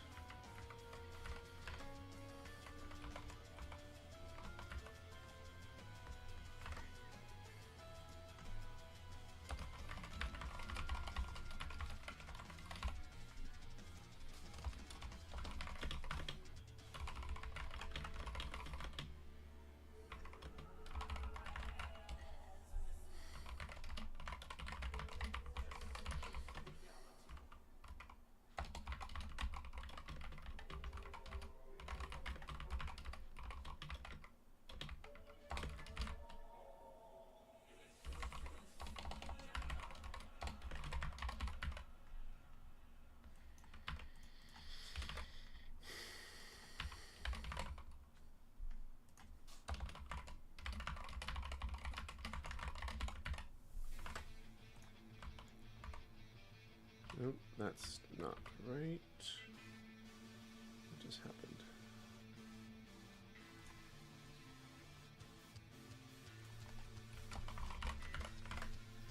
Okay, here we go.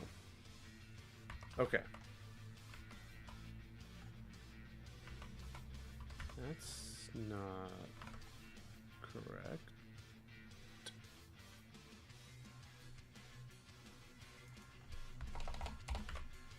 Oh, there we go. Okay.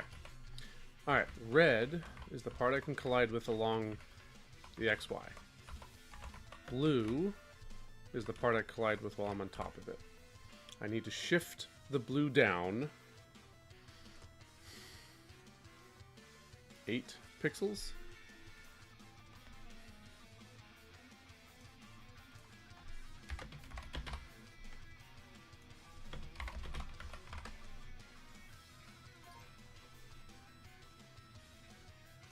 Yes, 8 pixels. 8 happens to be my Z depth. Okay. Each of these numbers corresponds to something programmatically, and I have to figure out what that is so that I can actually put it in a way that makes sense. Otherwise, I would have to go into every single object and have to figure out the exact amount of pixels to move something down, which would not work. But in this case, I have calculated my Z depth based on the collision mask, which means I need to accommodate a Z depth for when I'm on top of something.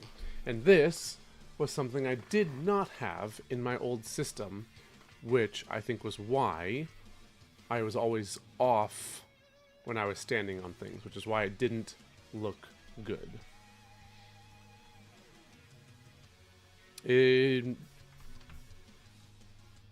No?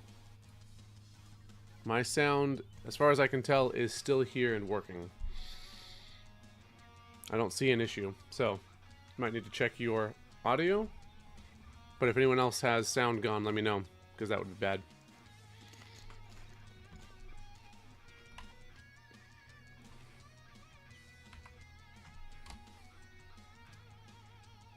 Okay.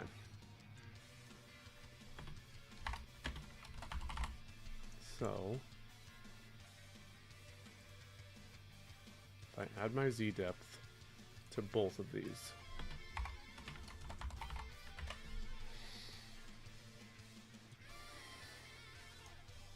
does that? Oh. Oh. Right, I don't have a Z depth yet.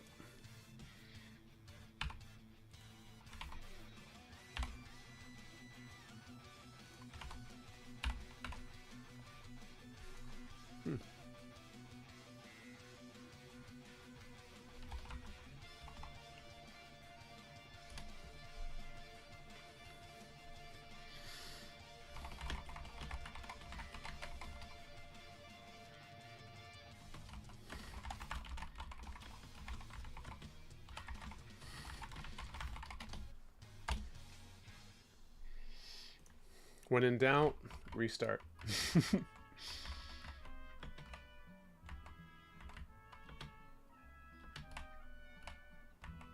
Okay, what is going on here? So,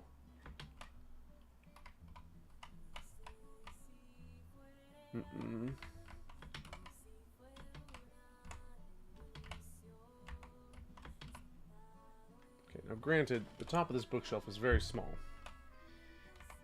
but I should be able to walk on it more than that. So something is not right.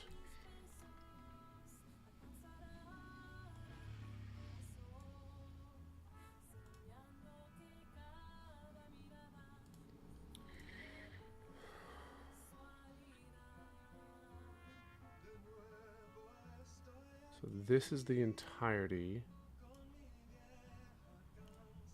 plus that.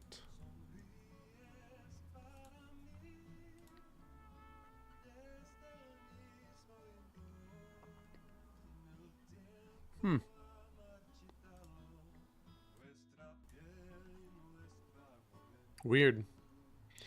Well, I unmuted and remuted, or reverse that. Yeah,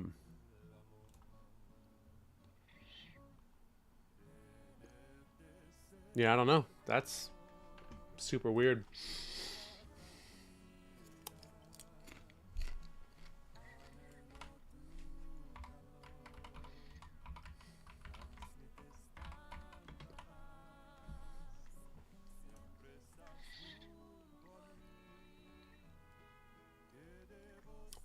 Hey,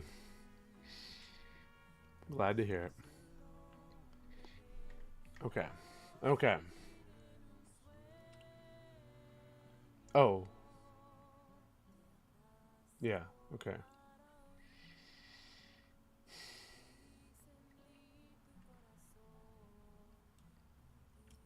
Adding Z depth.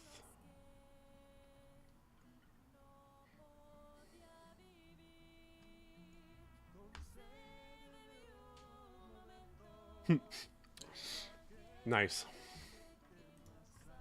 Yeah, whenever I go and I help any of my teachers that I do IT work with, and they want to do sound stuff, there's like 4 to 5 different methods of muting sound along from their computer to actually getting it out. And so there's always something there that goes wrong. It's just crazy.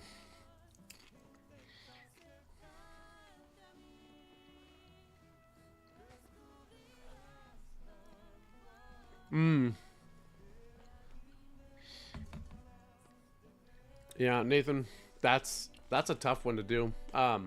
Playing all of those games, like running through all the games, is a fantastic idea, and then just have yours pinned in the corner of like, hey, this is the game I made. That's a great way to do it. Is your game jam a like by popular vote? Like, can we go and vote for your game, or is it purely by judge tribunal?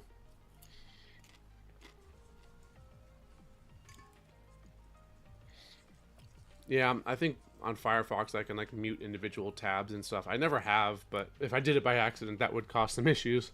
That's for sure. Nathan, you can also throw it in the Discord if you want. If you did, oh, you already did. I was gonna say that's where I saw it. You put it, yeah. I don't know how to like.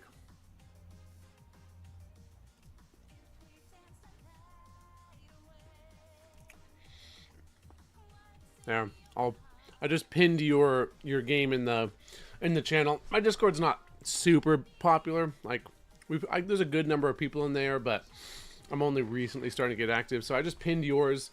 So hopefully that'll help a little bit. But yeah, streaming your game, checking it out, it's a good idea.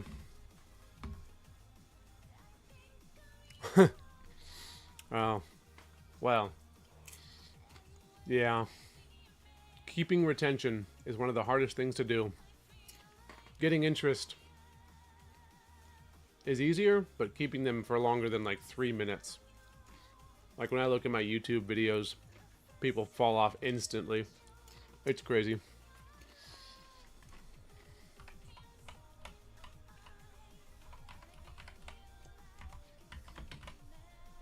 If there's anything I can do, let me know.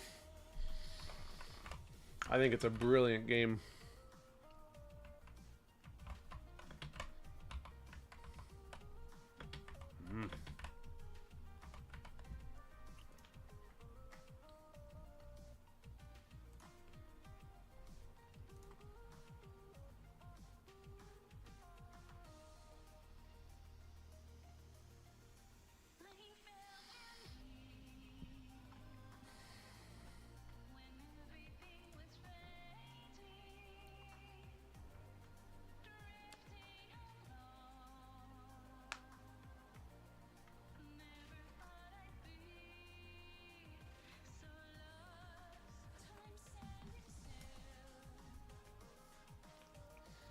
Okay, have fun with that. I think that's a great idea.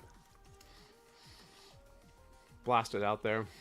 Because you're putting on other people's work and getting to show off your own. And you get to see what your competition is doing and how well they're doing.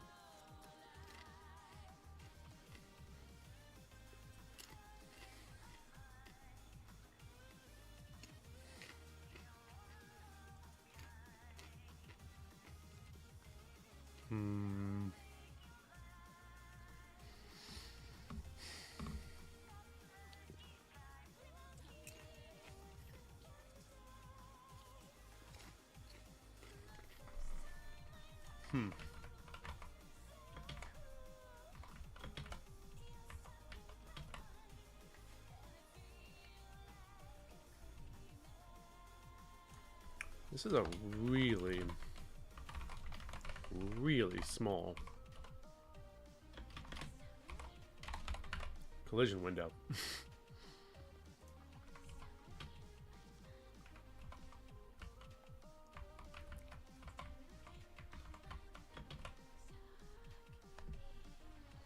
Negative 32. Whoa. Oh.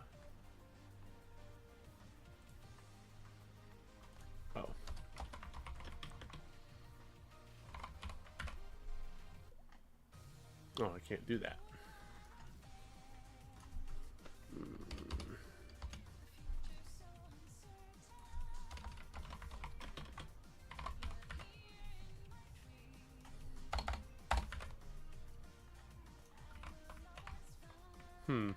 That's a weird one. Okay.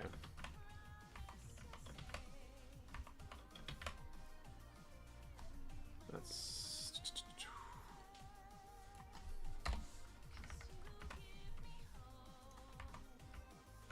Y1 is 8. Y2 is negative 40.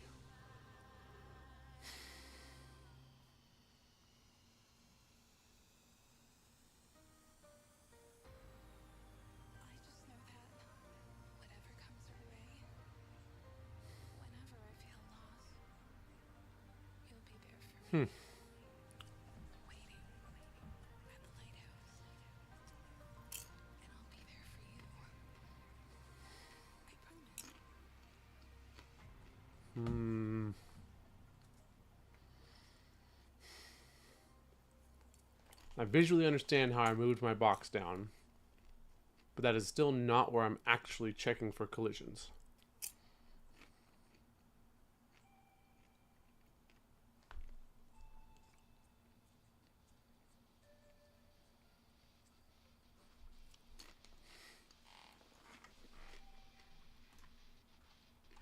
If I take away the Y or the Z depth,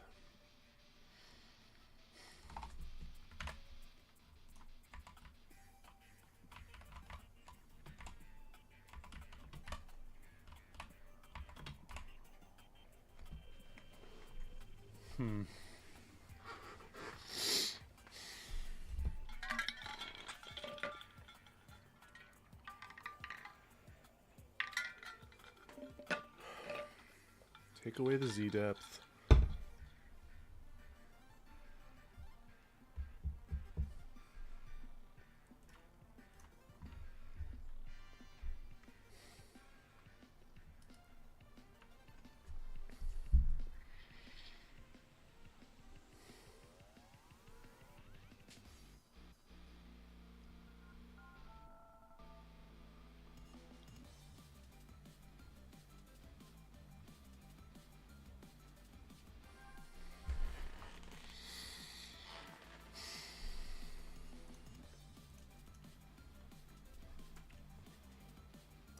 Big part of the problem with this is just me being able to visualize it.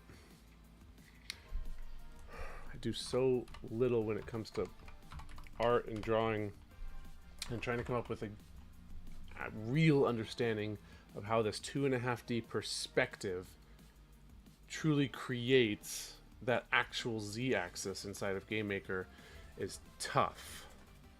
I understand how 3D would work, and 2D, just pure flat 2D, is no problem. But this top-down perspective, you only see part of it, but it has to continue on backwards.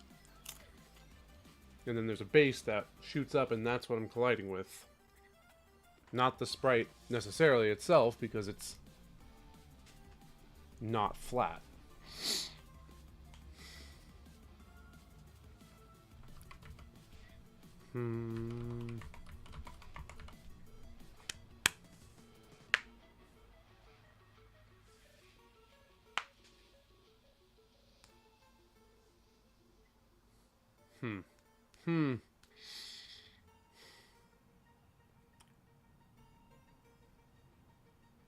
And this collision function doesn't actually care where in the world anything is.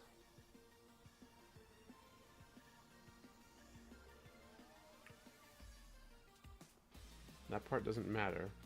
It's purely checking if the Z height of one object would collide with another. Because of that, when I run into this, the first thing it's checking is there a regular collision? Yes, there is. And is that bookshelf tall enough to stop me? Yeah, it is. So, when I jump, I am now over that bookshelf, so I can jump over it no problem. But if I stop on it, I want to stop.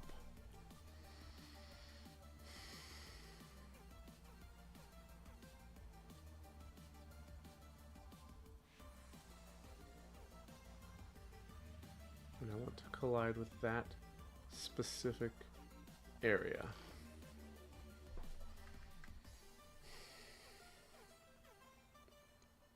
Yeah, I think that right there looks pretty much perfect.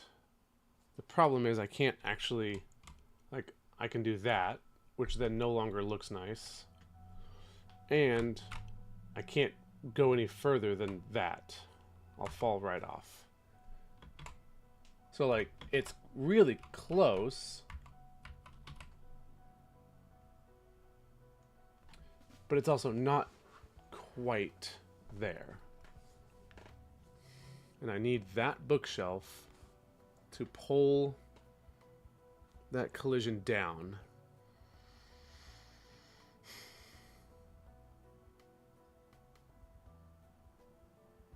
I needed to pull it down.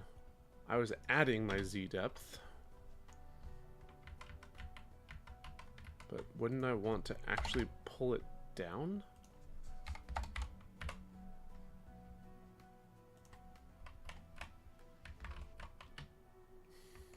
No. At least not on the first one. Because then that takes away that.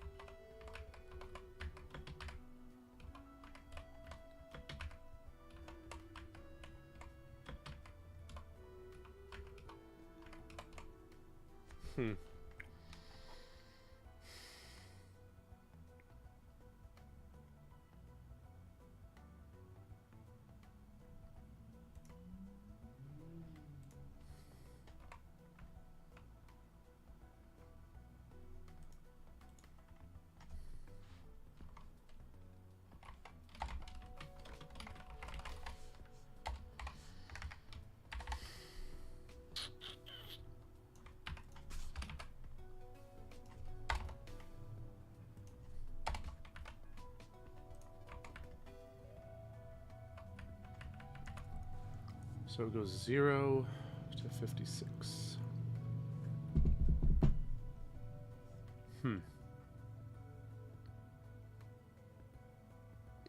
Yeah, there's a secondary bug I'm dealing with right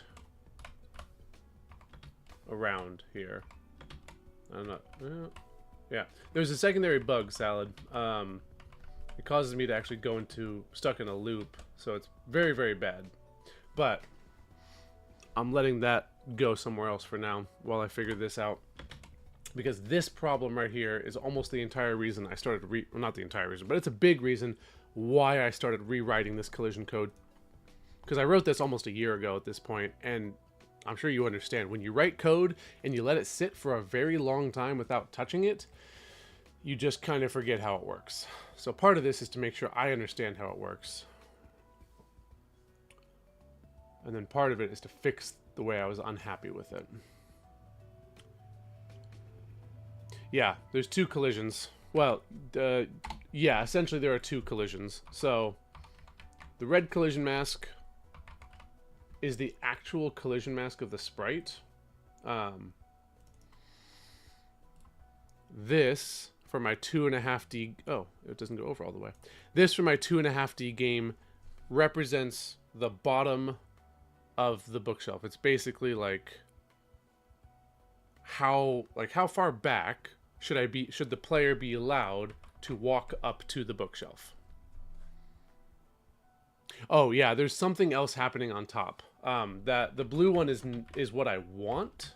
It is not what is accurate. It is not what actually is happening. I thought maybe doing this inside of my collision code would work because that's what's there. But my collision code, I don't think I can do that. I don't know. I mean, I'd rather try something than sit here doing nothing.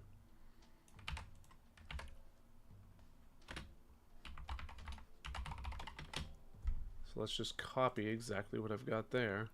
So bbox bottom, z height.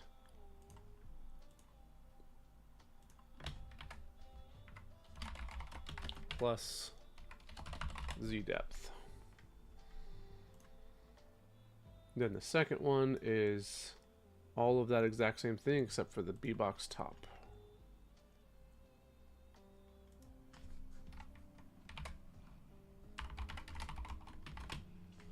And I'm adding my z depth to both.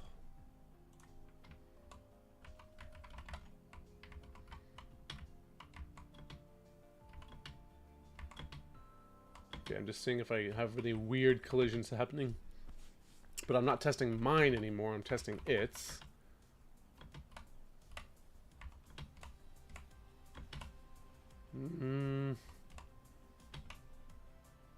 Let me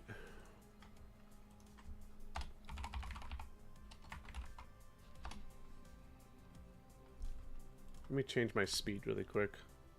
Oh wait, no, I don't need to change my speed. I already have this. I can just move 1 pixel at a time. There we go.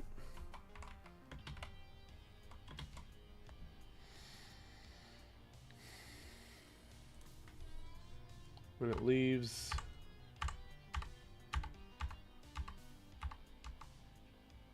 what do you mean when it leaves the square on top? So I just fell behind.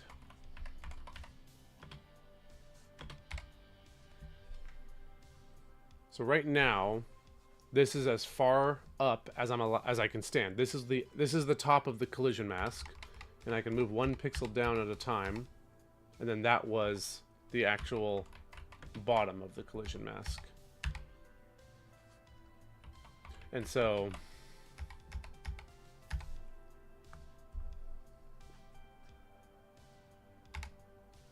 I think that right there is the bottom. Yep. So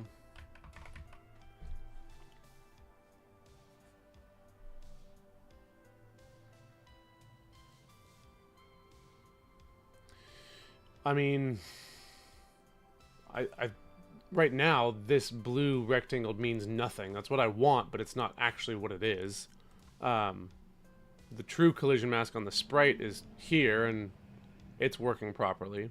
So, which border do you mean?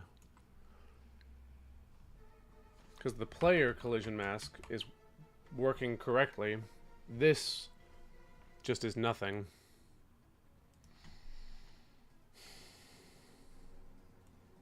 No, not 2. I'm trying to make that collision mask what it is supposed to actually collide with, but it's not.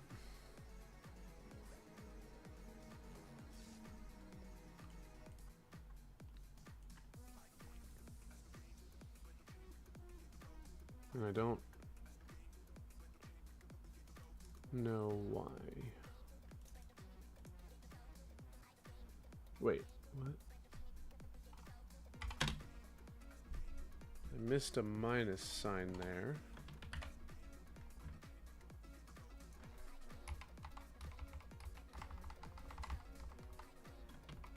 No.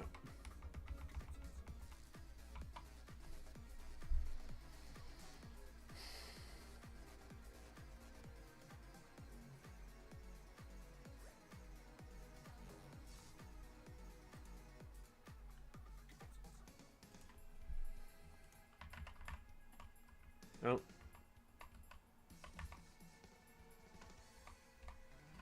There goes all my collision detection.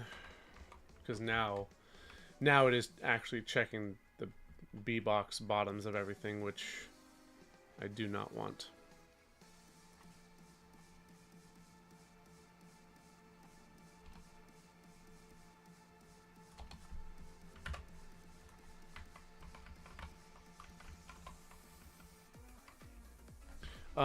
Yeah.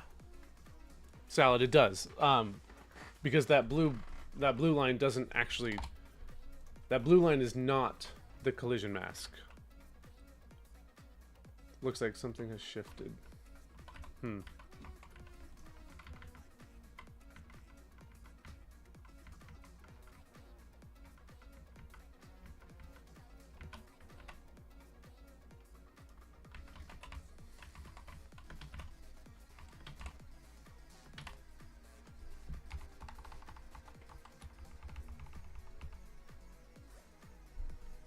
Yeah, I'm not quite sure.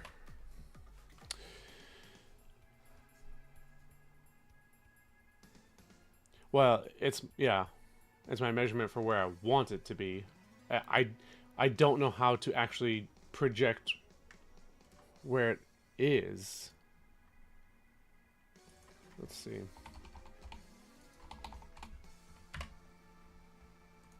Is that might be where it actually is. No, even that's not quite right. Oh, that's pretty close. Yeah. I think maybe the rectangle is like 1 pixel off. But that... Okay, so now it's actually where it is.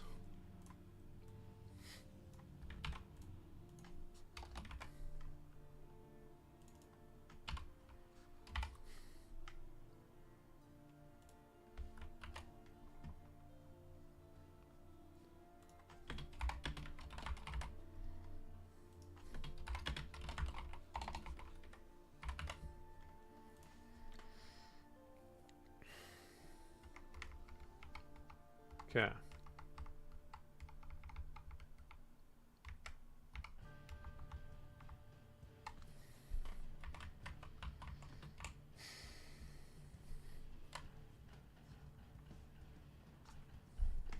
Usually, if I can draw where I want something to be, it's not too hard of a task to actually make the collision there. But it's not working this time because I can't do that. Oh, yes.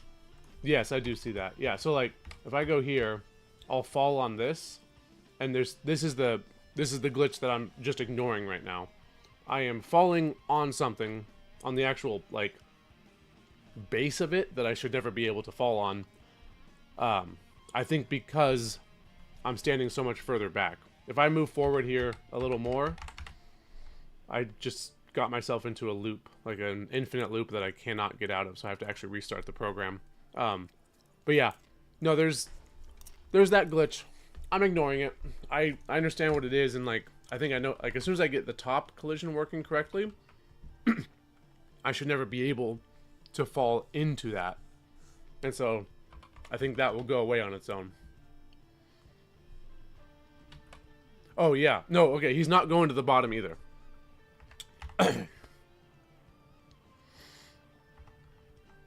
Yeah. So, like... eating something getting stuck in your throat. So... I think the rectangle drawing is like drawing one over. Yeah, I agree. Like on the side here, I agree that it's like... It's... Yeah. No, it's like one off. And I have no idea why. I'm not sure if... Well, no,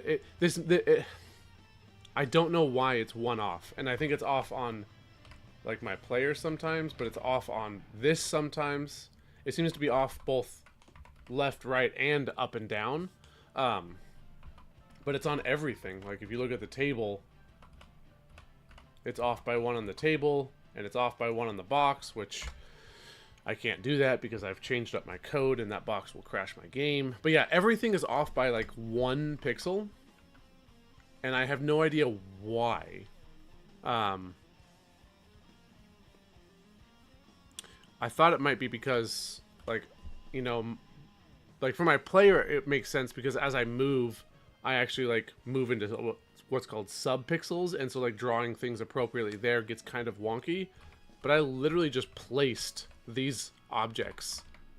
They are on solid pixels, and yet they are drawing just ever so slightly off. And I have no idea why.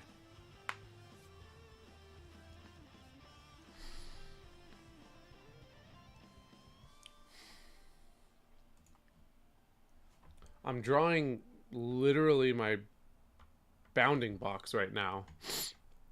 Like from left to right, I'm drawing the bounding box. And so I have no idea why it's doing that.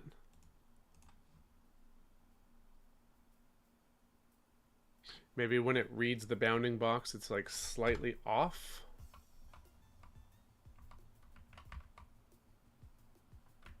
Yeah, see, now it's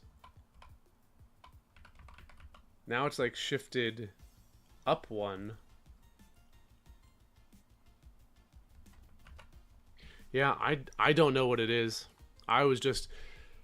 But I don't think it's a visual glitch because my collisions are respecting those... Maybe it's a...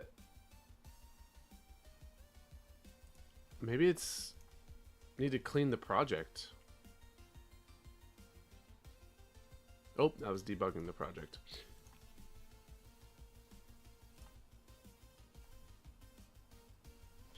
Bounding box rounding. I mean, there shouldn't... On these ones, there's nothing to round because they're whole numbers. I placed them on the grid. There shouldn't be any sort of rounding whatsoever. If I go over to the bookshelf and I were to show a message of what my left is 48. It doesn't... If it had decimals, it would show it. My right is 80. So there shouldn't be anything for rounding wise at all. Like if I come in here to my idle and I put in my X coordinate, that is 41.51. And in that case, it could absolutely round one way or the other to do something weird, which is why I wasn't concerned about it on the player. But it's definitely a strange thing to be happening on objects that have literally been snapped to the grid and have not moved at all.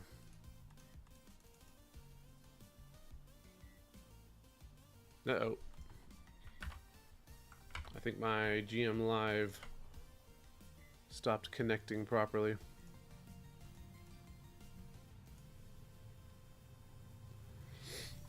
Yeah, so I don't know what it is.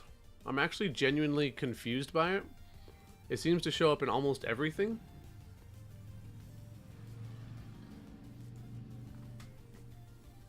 I could come in here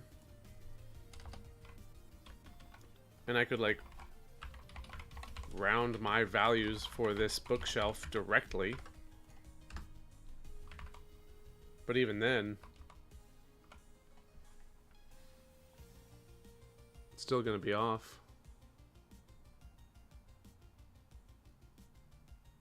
Now that black line is something else entirely. That's... I know what that is.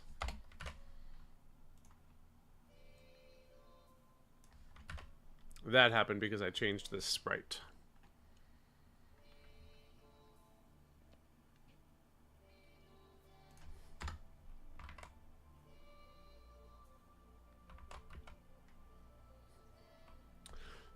I wonder...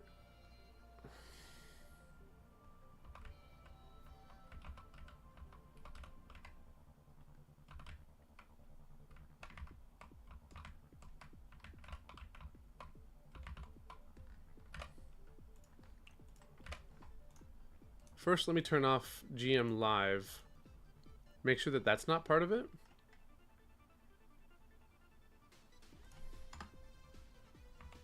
Okay, doesn't look like it.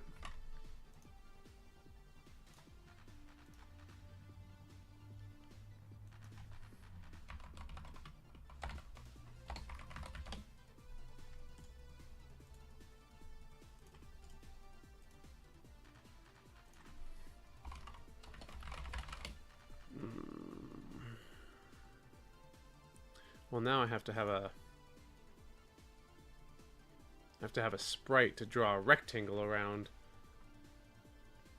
So...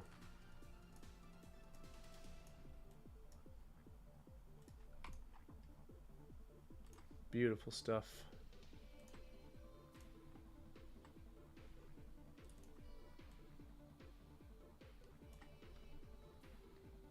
Although realistically I need a square sprite, don't I?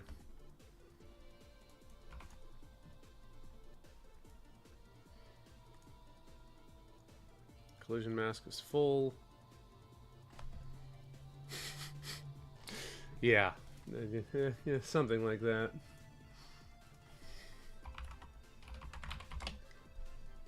Now, let's come in here. Now I need a sprite that is not full.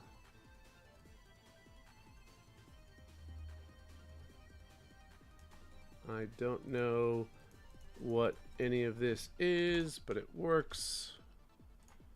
And now the collision mask will only go close enough to cover that. All of mine are now bottom center. I rearranged all of that today, so I don't think that has anything to do with it.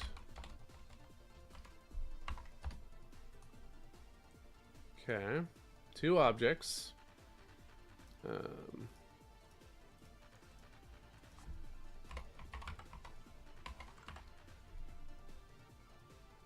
We gotta zoom in real close though.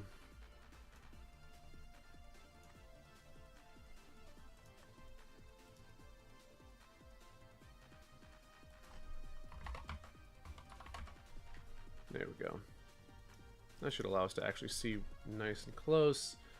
Now, draw self, draw a rectangle.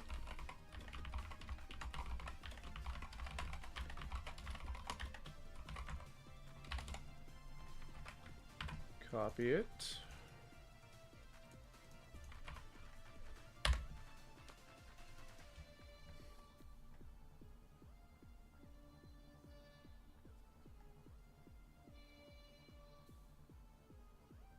That looks right on the money.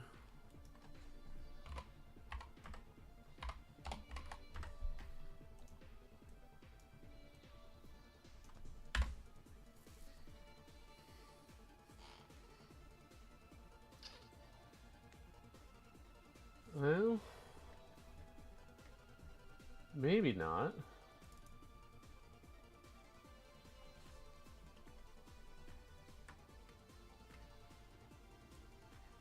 This collision mask goes up to the last pixel. Oh wait, hold on. On Windows, it tries to, by default, interpolate colors, which smears pixels and looks terrible. Yeah, okay. No, that looks correct. On both of them.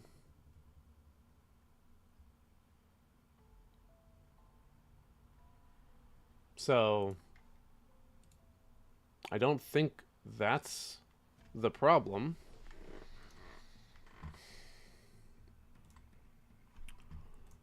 I would probably agree with you that it's something in my code.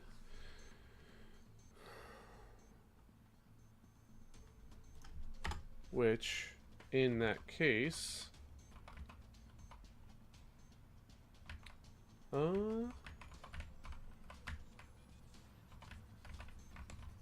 I might know what it is. I might know what it is. Let's see. So, to get this effect, I'm actually drawing this sprite in two different parts. One of them here. This is the normal one. And then if I can walk behind it, I'm drawing it here with this function.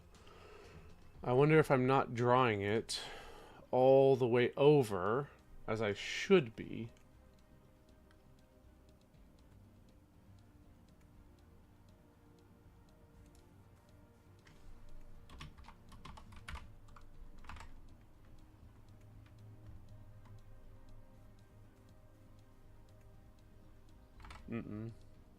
No, I just shifted it over to the other direction. So if I go into my room,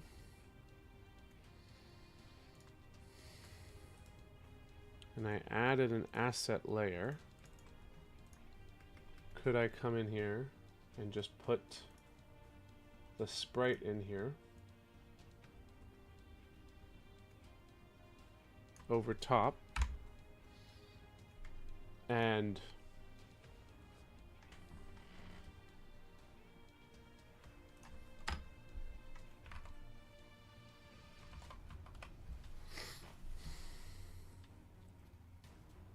yeah, the sprite sits on top.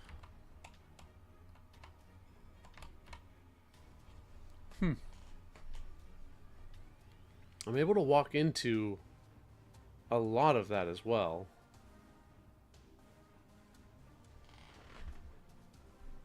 Huh. It's certainly not what I would call like pixel perfect collision, which you would expect from GameMaker. I mean, it's kind of known for its 2D engine and making platformers and side-scrollers, so I would expect it to not struggle with this. Like, this should be where I stop, and this is the bounding box of it. So the bookshelf.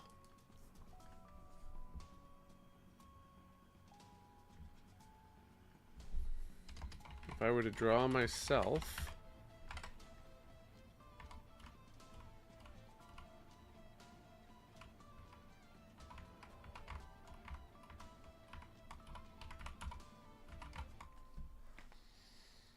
the collision seems to work correctly up and down, but it's wrong left and right. I wonder if it has to do with the bounding boxes, because I'm drawing based on their coordinates. So could those be rounded? Could they be wrong? Like, it says 48.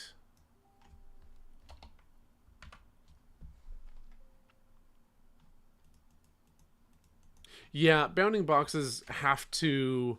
Bounding boxes are based on the collision mask, and so you can. There's different ways to set them, but yes, in general, the code is going to essentially move the object with the mask, determine if there's a collision, and move it back, and then I can determine how far I want to go. I should, based on my code, I believe, with my loops, I should move basically 1 pixel away. So I believe it should overlap visually here, but not actually overlap. Like if I got rid of these,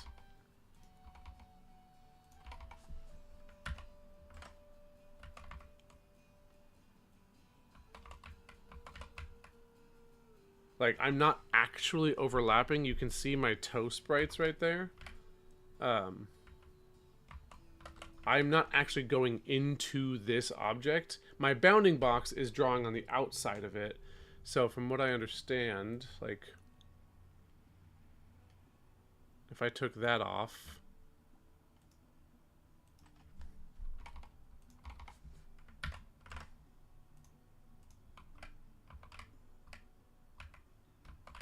yeah, I've got 1 black pixel there. I've got 1 there. So I'm not... My bounding boxes visually look like I'm overlapping. And going to the right, I am. I'm 1 pixel in. Coming from the left, I'm not. And coming up, I don't think I am either, although I might be 1. So I might be like 1 pixel overlapping on a couple of the directions, but the bounding boxes themselves, I think the problem is I'm drawing them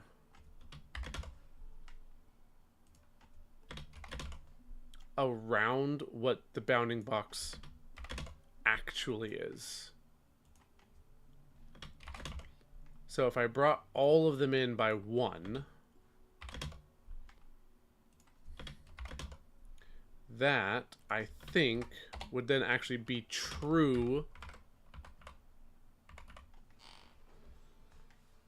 assuming I drew it correctly.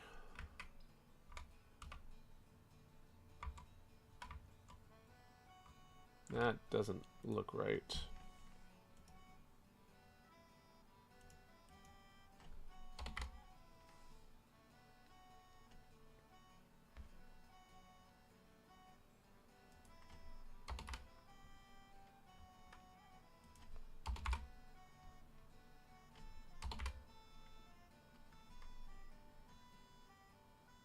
Yeah.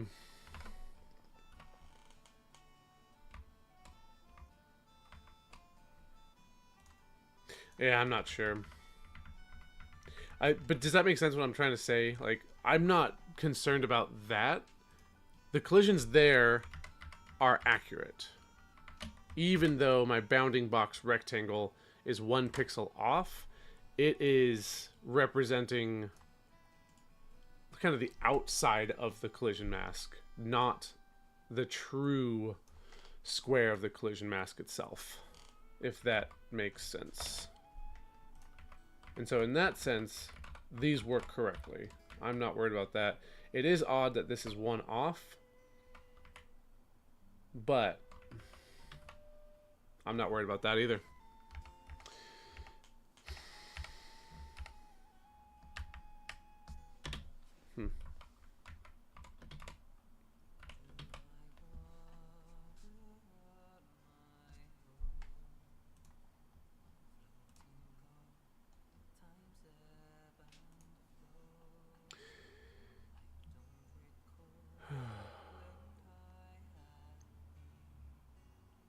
Okay.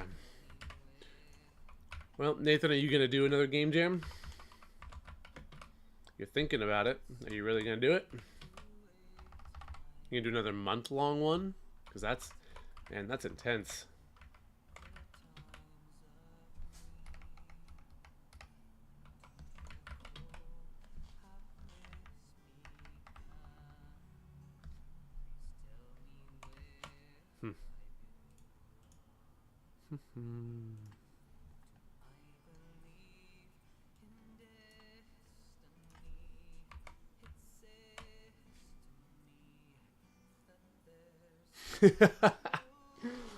Yeah. You got a minimal life, but you've got a girlfriend. That means you at least got to give her some time. If nothing else, you got to give her some time.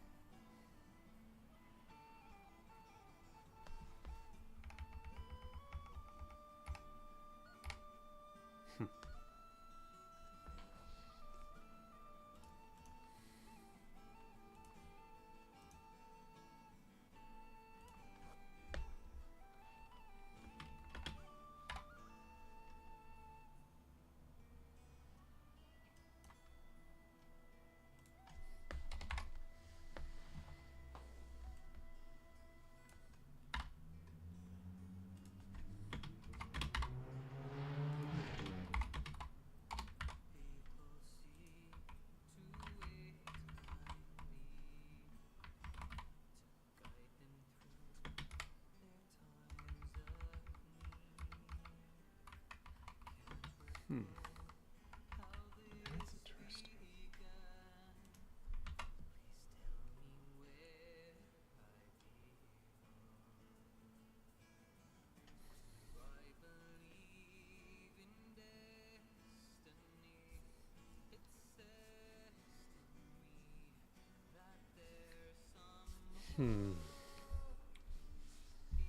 I would have expected that hard coding the number would have actually moved it, but nothing moved. Interesting. I'm thinking about this wrong.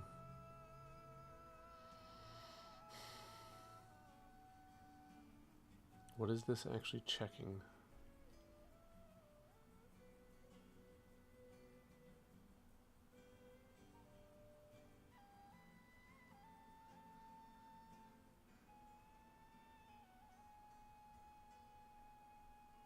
I've got lots of old code, but no, it's definitely this. I know it.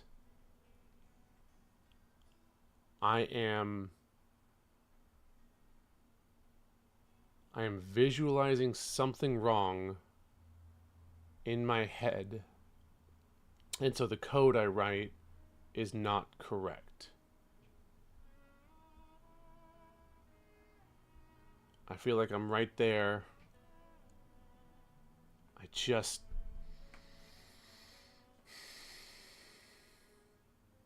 need a small little breakthrough, but I'm just off by a smidgen. There's something I'm fundamentally misunderstanding about this code that I've written. Oh, man. I really do wonder if it would be faster to switch engines. I don't think it is. But like moving to an engine that natively supported a 3D system like this while using 2D art like Godot, I wonder if it would be a better place to go sometimes.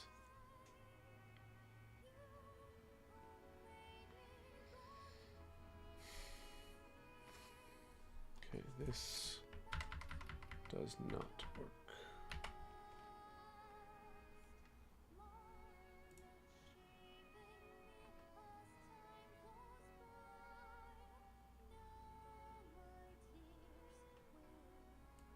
No. I've thought about it for much time now. Much time.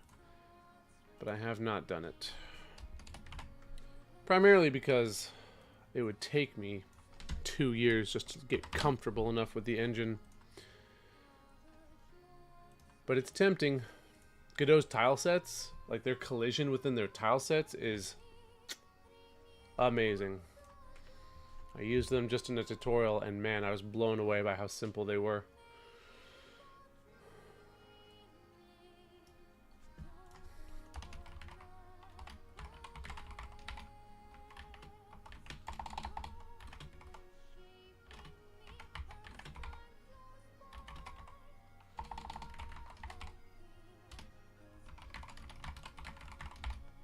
That's a really good idea, Nathan. I hadn't even thought about that.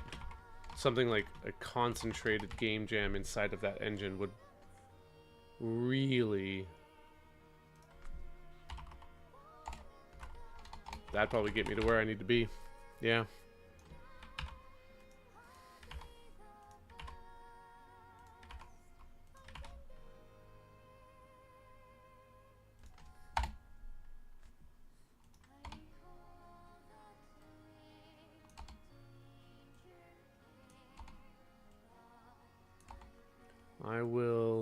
I will consider it. At this point, I have invested a good chunk of time and code into this, but a lot of it is also, you know, in my head.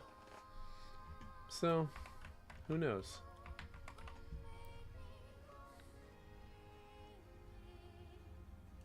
Wait, what's going on here?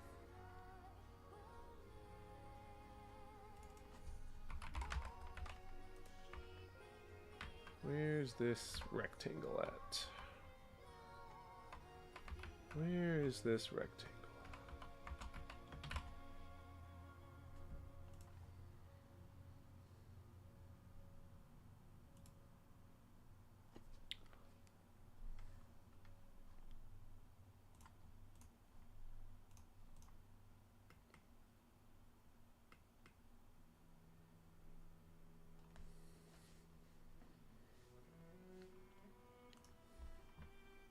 Yeah. That's interesting. Godot is just one of those things where I haven't spent enough time, and so it seems really intimidating. And the whole node system is, from the outside, a very unintuitive thing.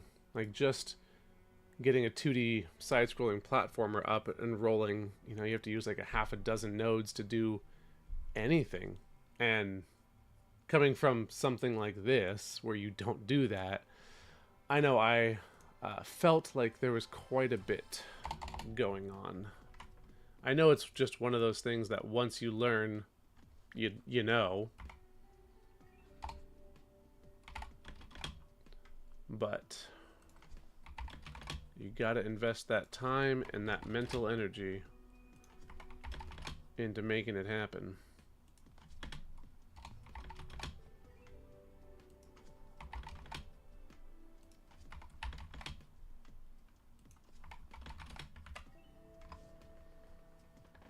Okay.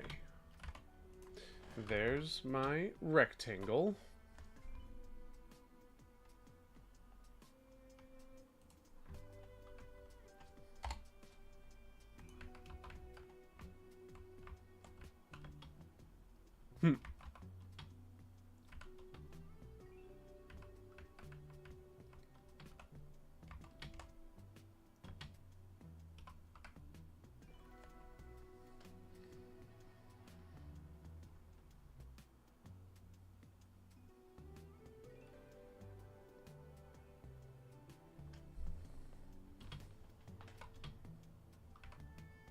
What in the world am I even seeing here?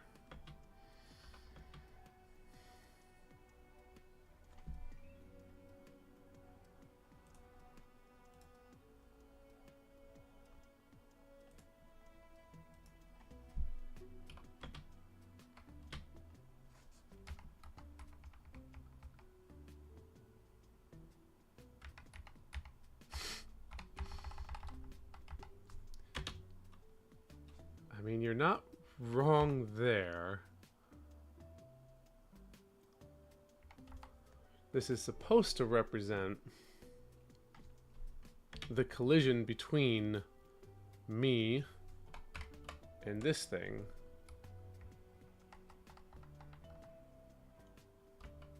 Oh, I see. So when I'm down here, that my rectangle is completely inside of that. So when I'm down here, there's a collision. Makes sense. When I'm up here, I'm not inside of it anymore. And so I can stand on top of it.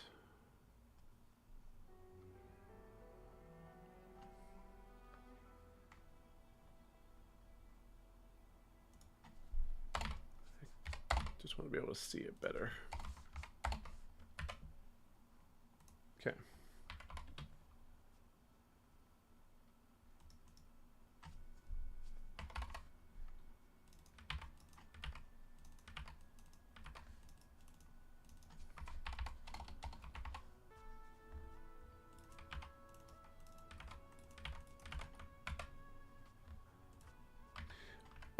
Yeah, where I actually got this code was from another YouTuber who gave me this idea, and I've just kind of run with it. And the whole premise behind it is using this rectangle and rectangle function as the collision checking for 2.5D, since GameMaker doesn't have anything built in. And so, if you're within that rectangle, or you're overlapping it, then you're going to be colliding. You will have a collision. Then when you're out of it, you are no longer, so I can walk over that red one. It doesn't stop me.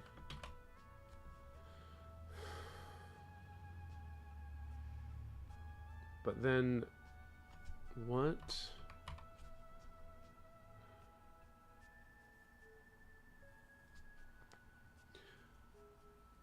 Well, I'm glad you're understanding more. I thought it would help, but now I'm visually more confused. It makes sense that I can stand on it.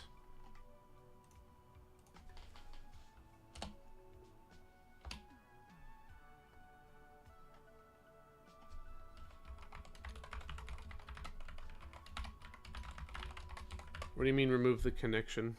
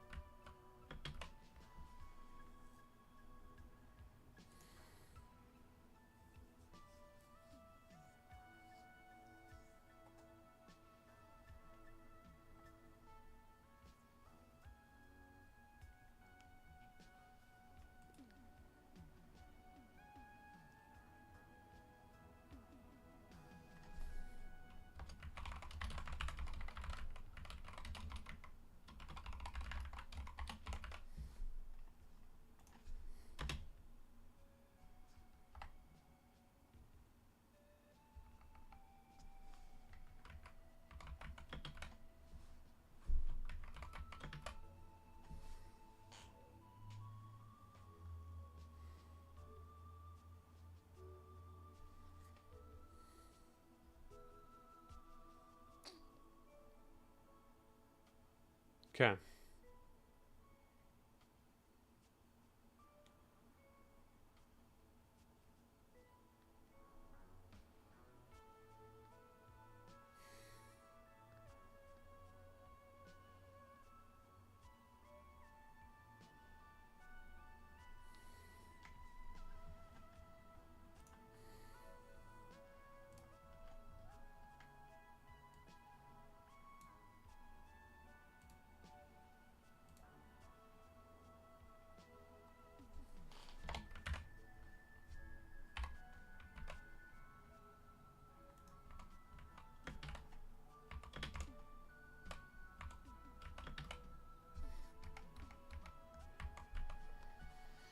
So when I'm behind the closet,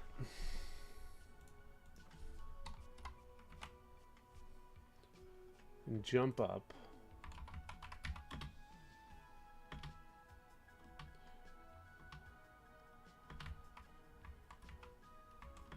so I can go over it if I'm above it. So let's see.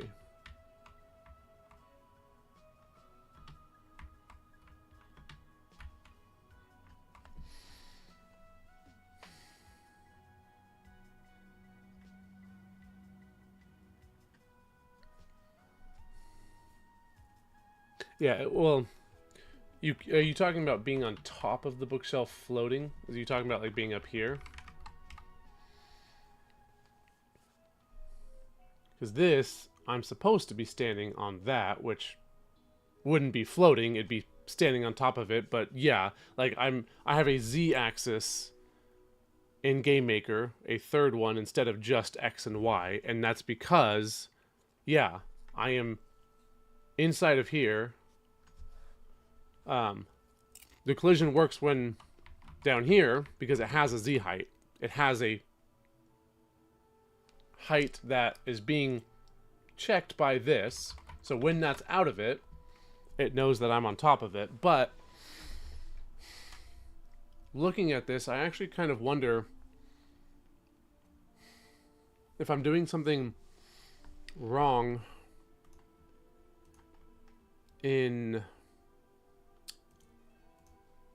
my main event, because when I'm falling,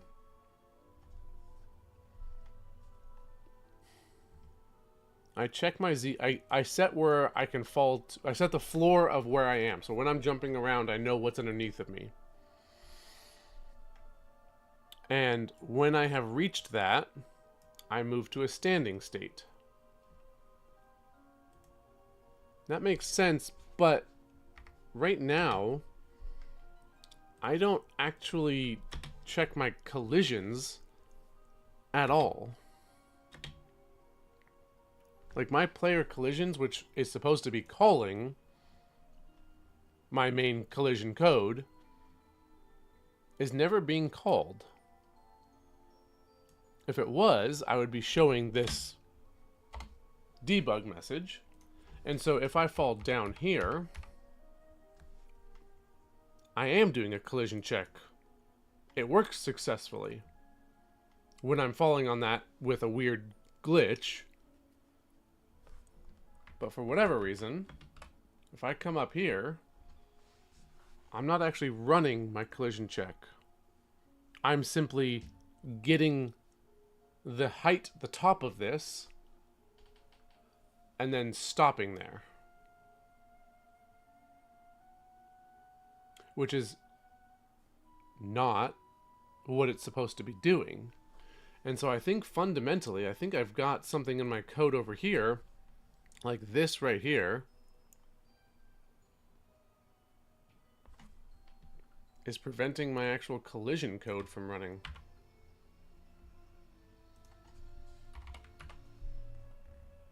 Now, if I take that out, it's going to mess up everything, I think.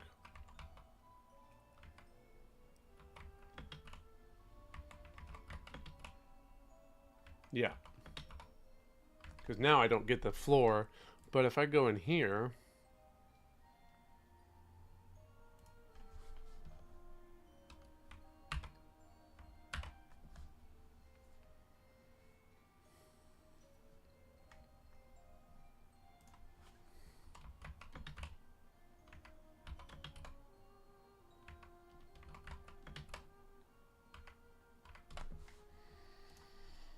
Yeah, I mean, that's what I'm trying to do. I know that this is what's actually triggering. So, I don't really need these. I understand that something's not working there. So if I come over here, I know that that is what's actually being triggered, and that moves me to my other state. Well, at least I thought I did. Let's see. Oh yeah. Gotta come down here now. Hold on. What's shooting off that message? This one. So, I come over here, I fall, and I have moved to my idle event. From falling, I go to my idle event, and I never go into my collision code, which should be what triggers when I land, when I'm landing on something. That's the thing that's supposed to trigger, not changing states before I actually have a collision.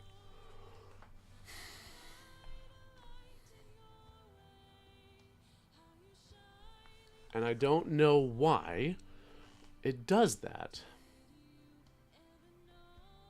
But I feel like it's not. I feel like what I need to do is make it so that my collision code actually runs, because my collision code is what needs to check everything. And it's not. It is simply there sometimes, but I don't know why it runs it sometimes and sometimes it doesn't.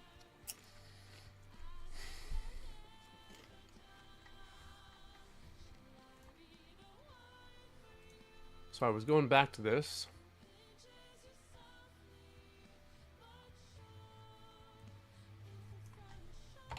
Yeah, this is my state machine that I built for the game. No idea how it compares to others, but the way it works is you create a state basically through a constructor with its own functions. So basically making its own little object that then it just moves between, and you can only run the code inside of the state that you're in. So it falls and then it goes back to the idle state. So for this scenario, you go from idle to starting to jump to moving up to falling down, which is where we're at right now. And inside of falling down, it's running the main loop of code every frame, and it decides that z plus z speed is less than my z floor, which means I go back to my idle state before my collision kicks in. My collision is running, so like if I put code inside of here,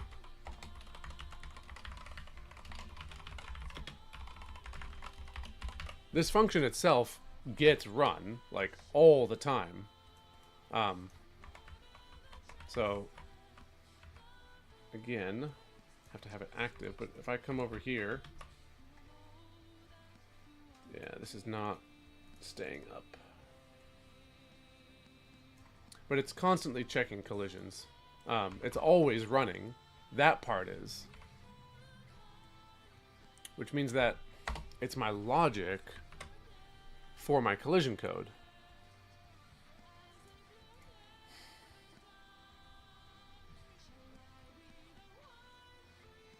Which means that this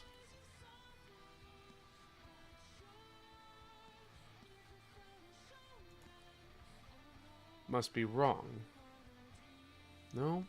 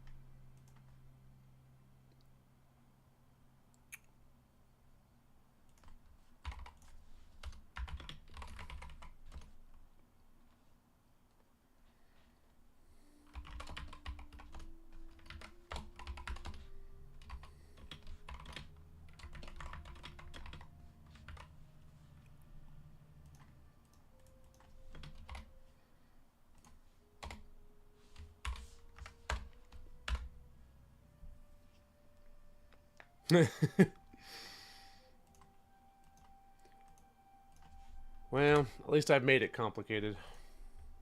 That's for sure. Salad, thanks for joining. I know it's late. Have a wonderful night. Oh, and I just disappeared.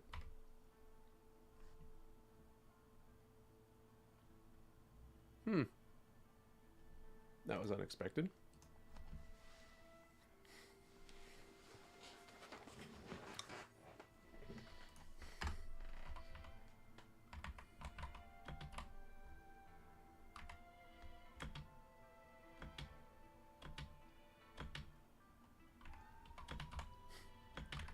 Thank you very much, sir. I hope for the best too. I think I know what's going on here.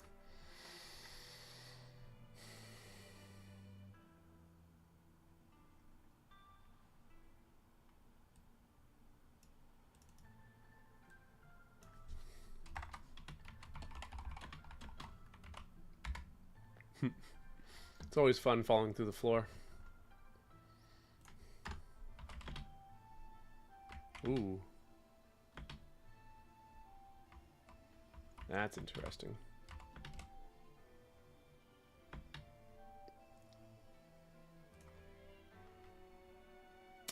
Let's just...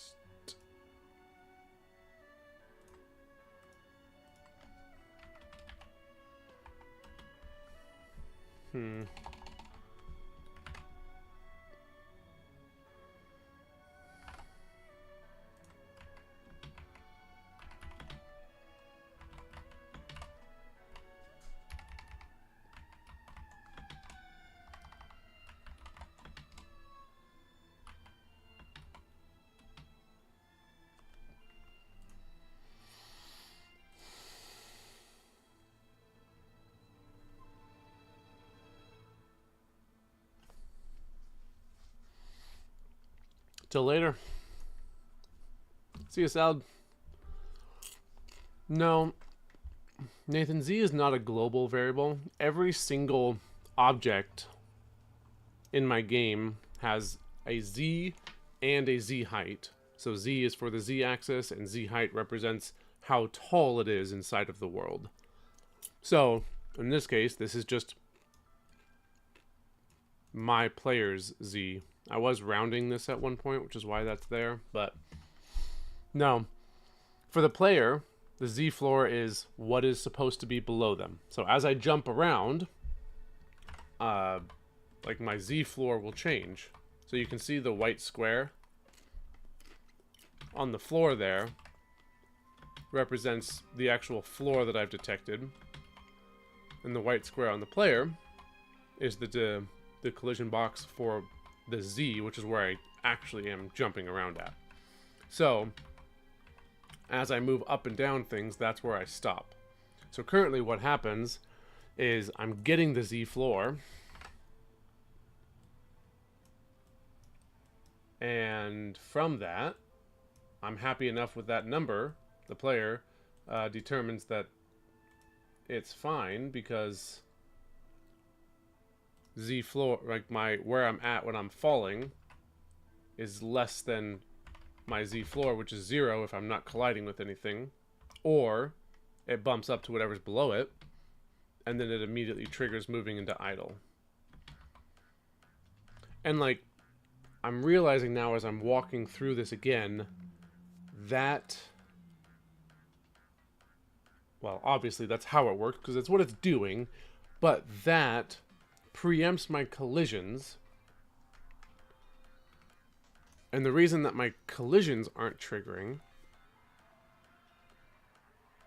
is because I think this entire collision code is completely based around this.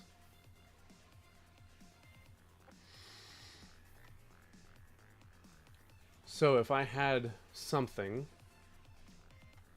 like, let's say this bookshelf, I wanted its collision code to actually be, like, I wanted it to be that deep. Like, it's a giant bookshelf. Super deep, super tall. Like, you know, it's as deep as it is tall, which would be super dumb. But you can imagine that.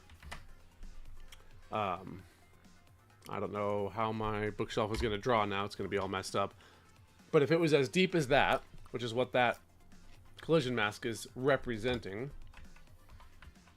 then when you came over here, this is the entirety of the bookshelf. The reason it's not being drawn properly is because I'm doing all of this extra stuff. And it was all dependent on that, but there's the actual bookshelf. There's the outline of it. And so in this case, I literally could not go behind the bookshelf at all because it's as deep as it is the whole as it is tall. Now, if I try to jump on this,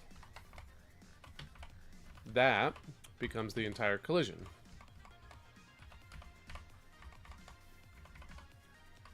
That is rarely what I want. Even the table, right? You can stand behind a table a little bit. And so in this case, I don't want that to look like that at all. And so this represents how much of it I can basically have.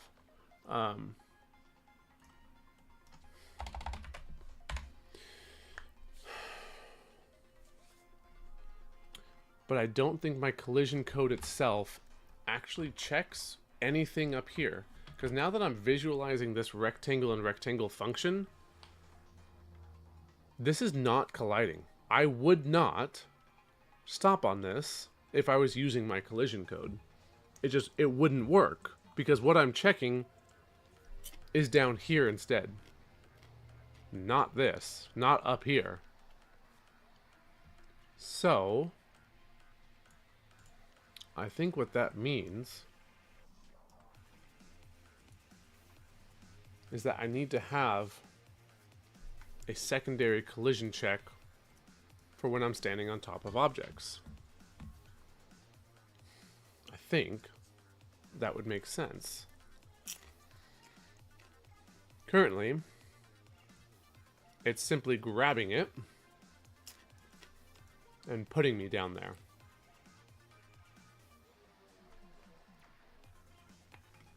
Hold on a second.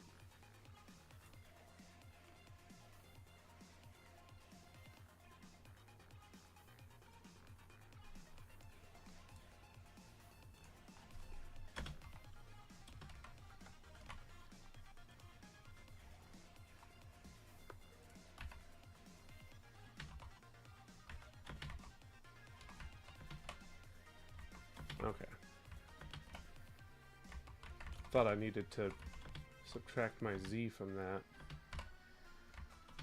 But that just breaks it, so. No.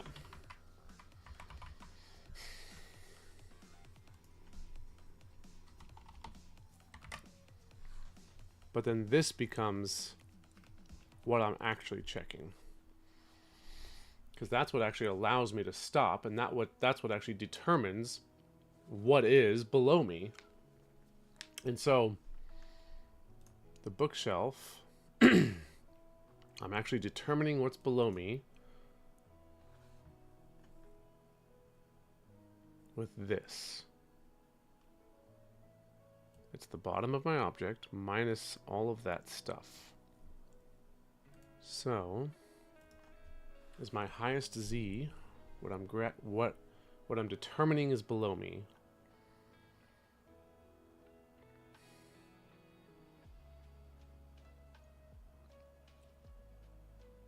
Yeah, this code actually looks really similar to my 3D collision.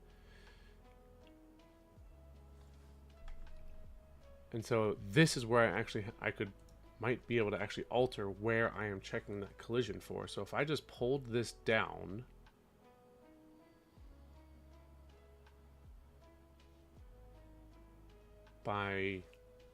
let's just start by 8. Let's see if I pull this down by 8 pixels, would that just fix it?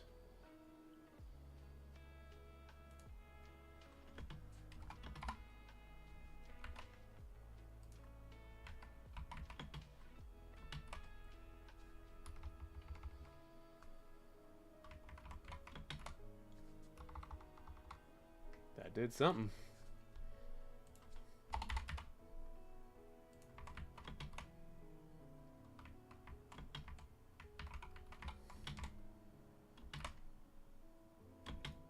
That is picking up that that's my Z floor.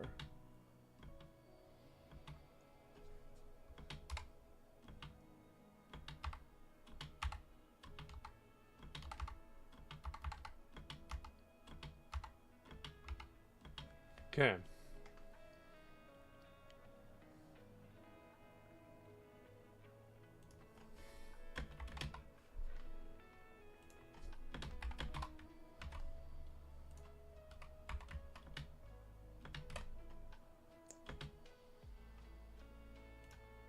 Okay.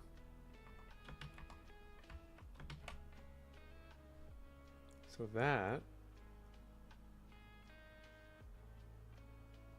that is actually changing what I am determining is below me. So how do I...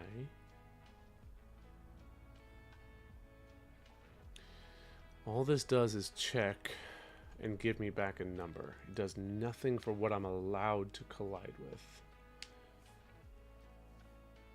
But I'm not actually doing any collisions, am I? So why do I not stop there? I actually am doing collision checking now.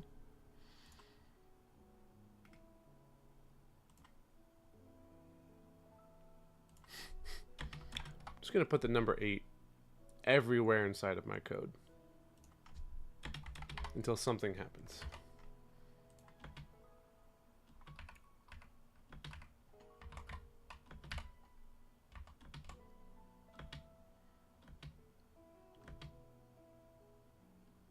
Dang, I thought that was actually going to work.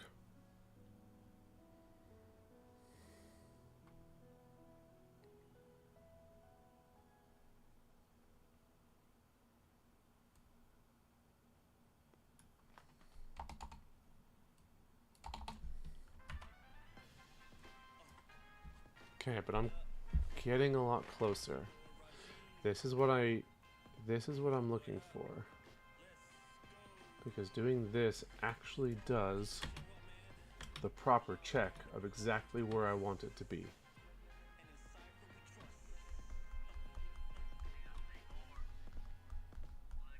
Which means I might actually want to integrate this into my collision primary function and have that handle all of it. Because I want to be able to call collisions and know both floor and the top of them. So then the question becomes, how do I actually change where I'm allowed to stop at?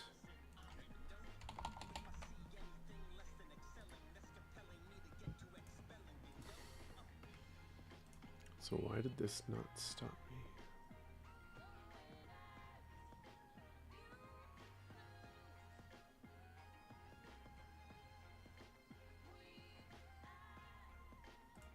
Maybe because it needs to actually be in plus.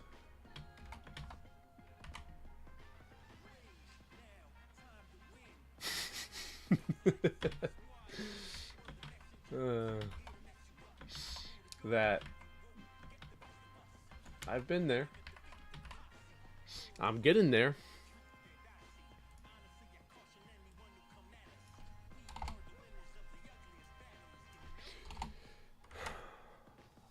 Proper bug hunting it's an art.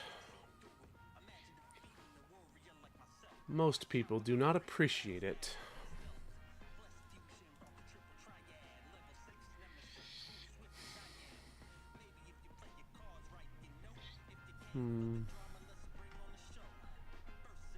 Why am I falling through? It's because my Z collision.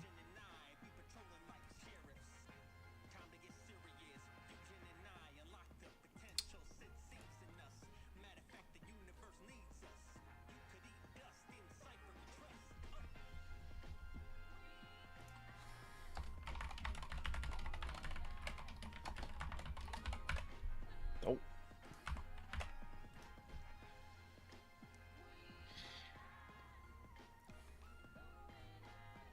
Okay.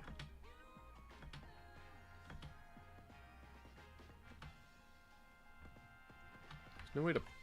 There we go. Okay.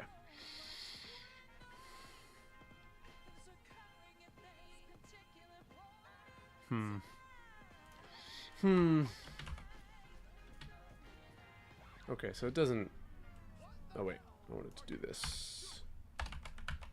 Oh, no.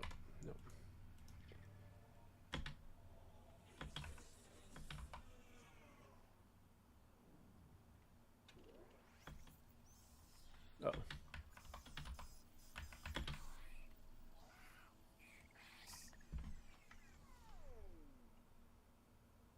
I kind of expected that, but no. No.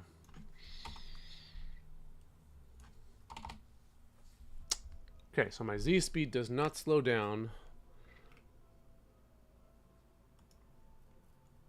which is odd, because if I am having a Z collision, like it says oh, but it's... My Z collision is with this bottom. It is not with the top, which means... Yeah. Okay. I am closer. I am right on the cusp of figuring it out because it's right. I have my Z floor there. It's where I want it to be, but I'm not stopping on my Z floor.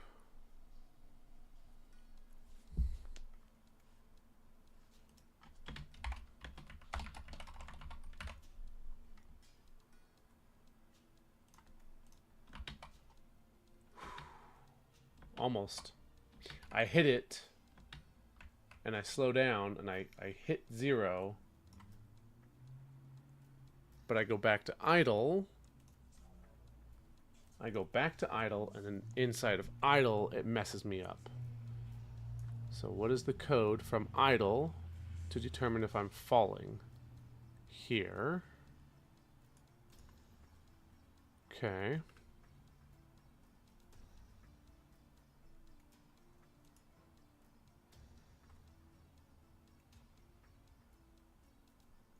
So why?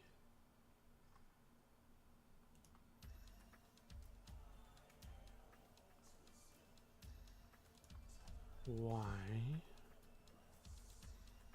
If Z is equal to Z floor.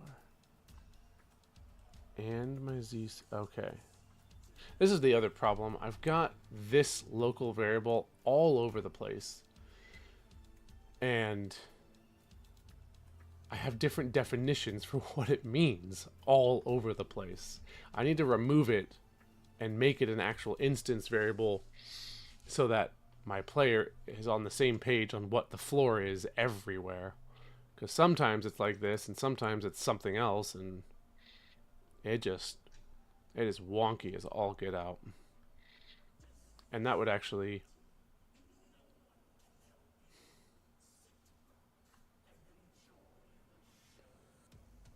I'm trying to think if that would affect anything. I think well... Ugh.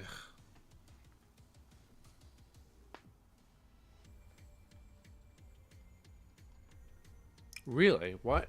Why would it get mad? I'm not familiar with the term shadow variable.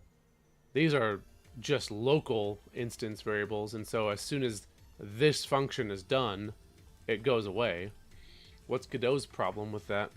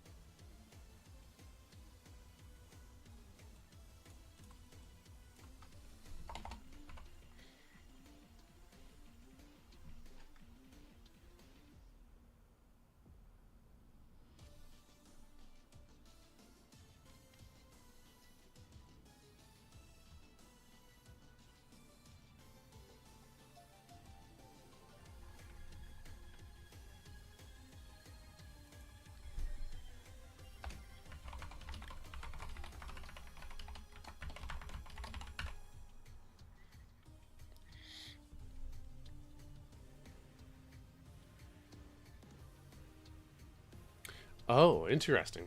I'd never heard that.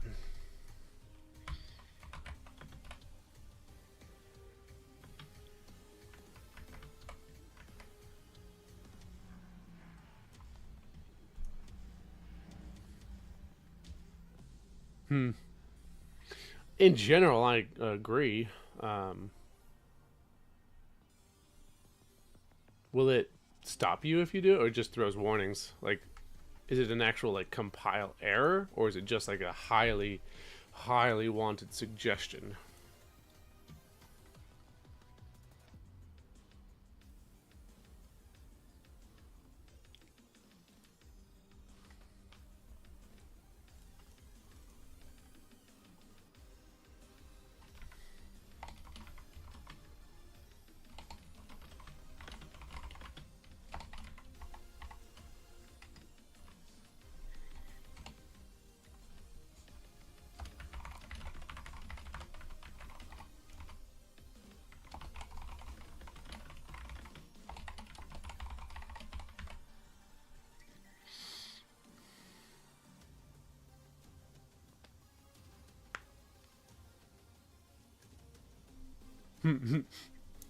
Yep. That is true. JavaScript, JavaScript and GameMaker are very light. I can change any one of these variables to any other data type at any given point. It doesn't matter at all. There's virtually nothing strongly typed in GameMaker. So when I teach students how to type or how to code, and they don't understand data types inherently without strong typing, and I think it's one of the weaknesses of GameMaker. It makes data types more difficult to understand when you can just type any variable name and it can be anything. When you have to say, hey, this is an integer, then it's like, oh, okay, that makes sense. But when your variable can be an integer 1 minute and you can make it a string the next, what is the data type anyway?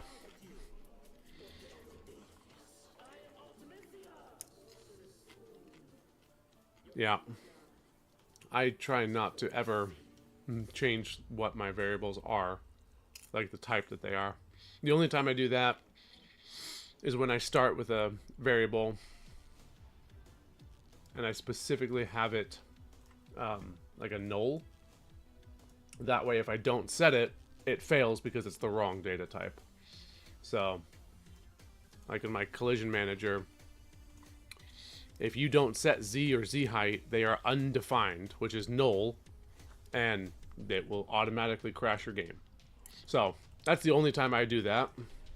Otherwise, it would mess me up so much. I come from like C++ and C# background, so you had to know what you were doing back then.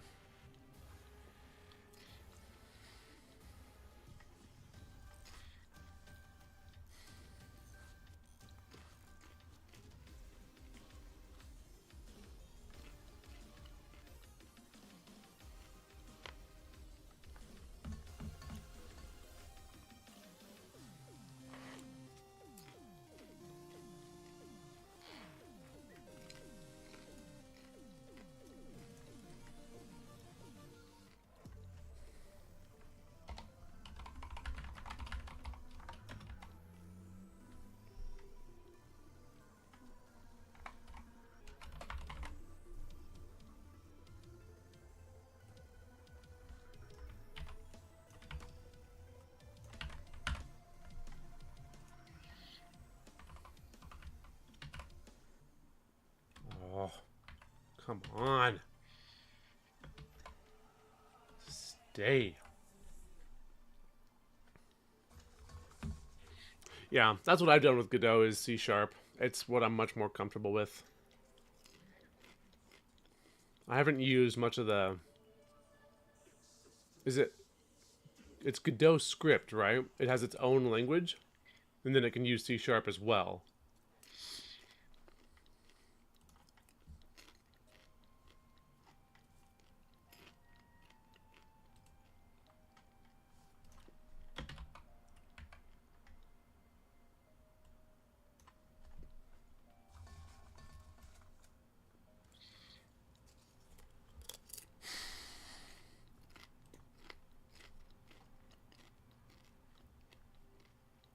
Okay. Yeah. I have such a hard time going to Python. Like, I try and teach it from time to time, but if I haven't actively used it recently, I just cannot remember anything about it. It's so different from the languages that I use. Like, it just is nothing like GameMaker, and I just can't remember the most simple things in it. It takes me like 2 weeks to get back into the groove of Python.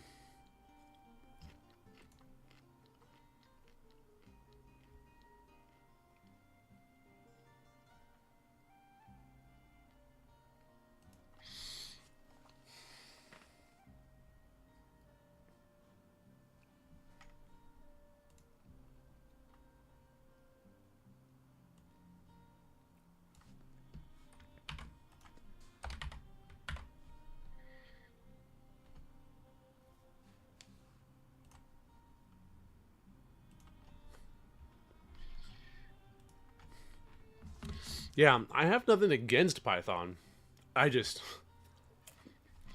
don't use it enough. Don't use it nearly enough.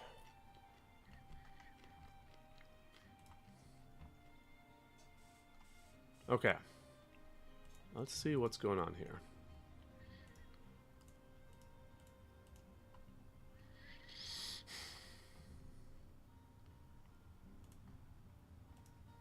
I've got one collision. It's at 0, 48, and my Z depth. Perfect.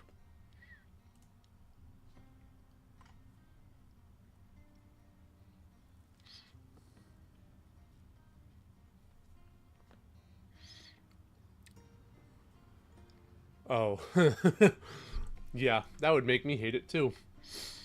I know Python is used for like heavy math stuff and machine learning. Like, I understand it's supposed to be really good at that. That is not an area I've waded into much. I love AI and studying it, but I have not done any coding on anything like that.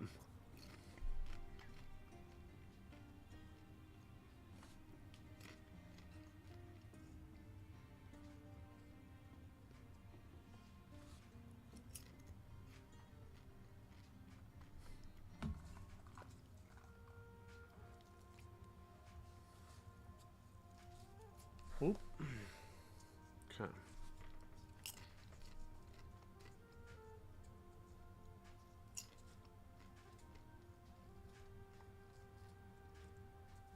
So 48.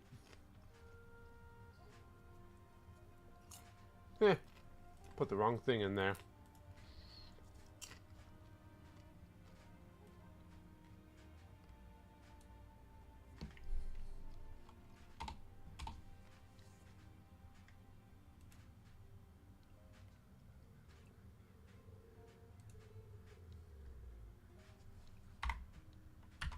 Let's see what happens if we try that.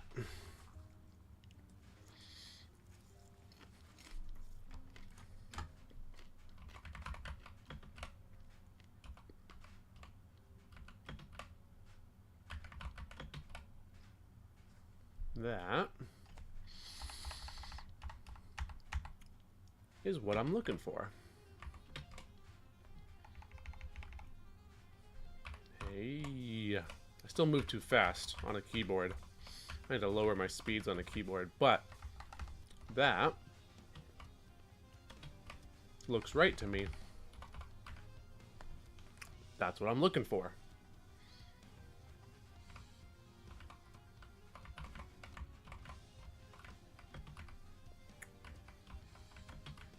Not quite on the table yet. We'll get there. Okay. Okay. So, I still don't actually do a collision, but that's okay. I do a check. And that's exactly what I'm looking for. That's where I want to stop. Okay.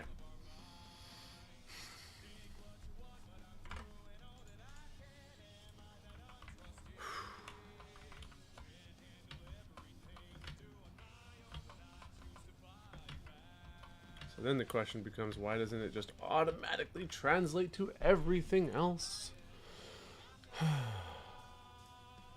Alright, I'm going to take like 5 minutes to see if I can get the table working as well, to see if we can have this roll on, and then and then I'll probably be done. Oh, what time is it? 6:35. Okay.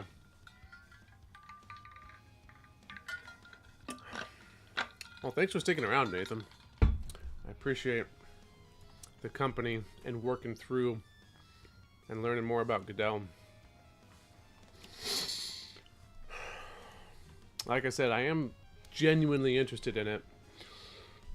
Maybe I'll do a game jam for the summer.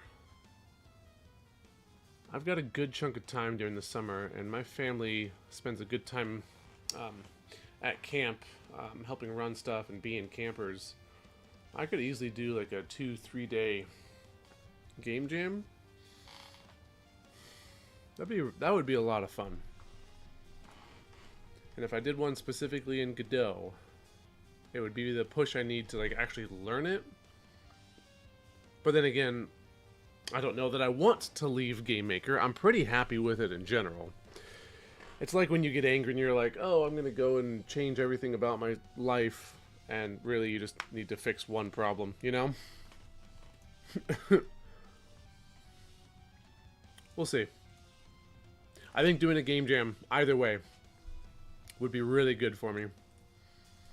It's good to connect and get out there and really push your limits. So that would be good.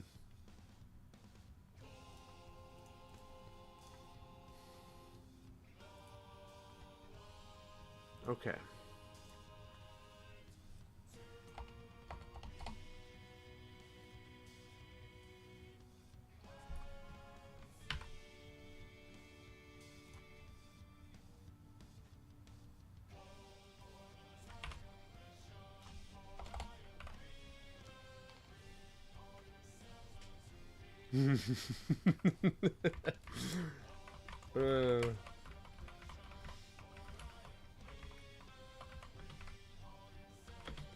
Alright.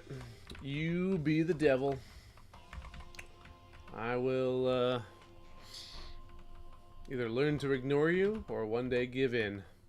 I guess we'll see what happens.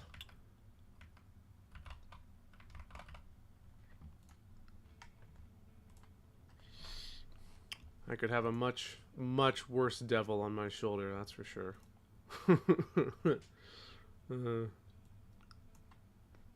Okay.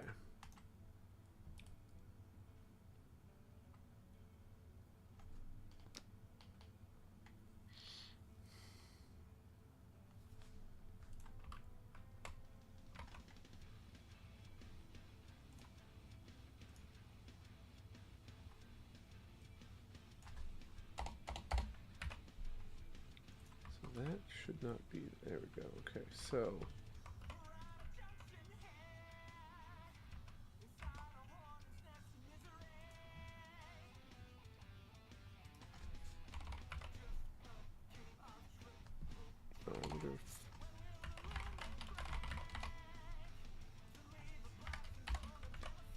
hey, that's much better.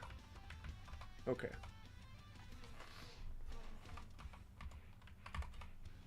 Now, why is that?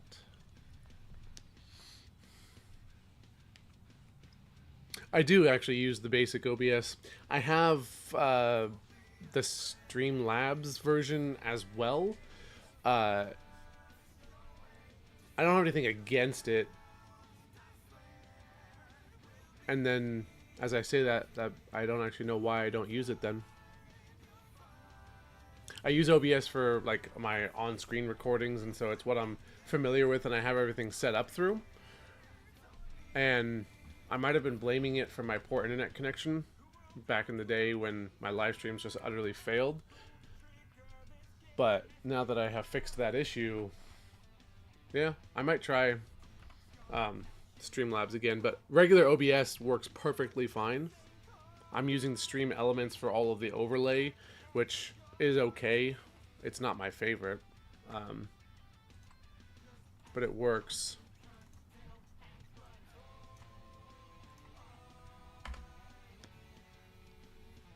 Yeah, it does. Let's see how much this breaks it. So, like, if I bring this over, you should now be able to see. I don't think I'm exposing anything I shouldn't. But the actual chat is right there.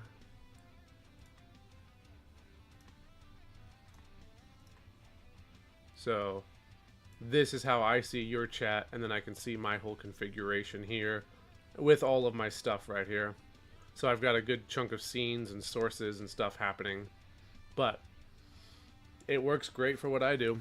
I didn't find it particularly difficult to configure and set up and get going, but I've been using OBS forever. So there's that too. Streamlabs or whatever has a lot more options. So like if you enjoy, you know, laying out and doing design work, there's a tremendous amount you can do. Yeah, dude, have fun. I wish you the best of luck in that jam. Congratulations on finishing it. That's awesome. Proud of you guys, and I hope you guys win. I'm cheering for you. I will see you maybe next week.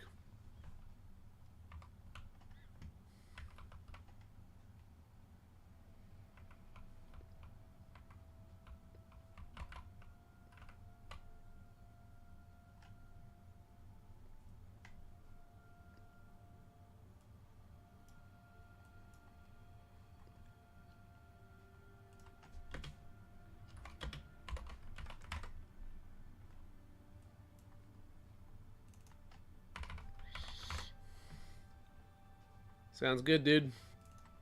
I'll see you hopefully soon. Good luck on your stream.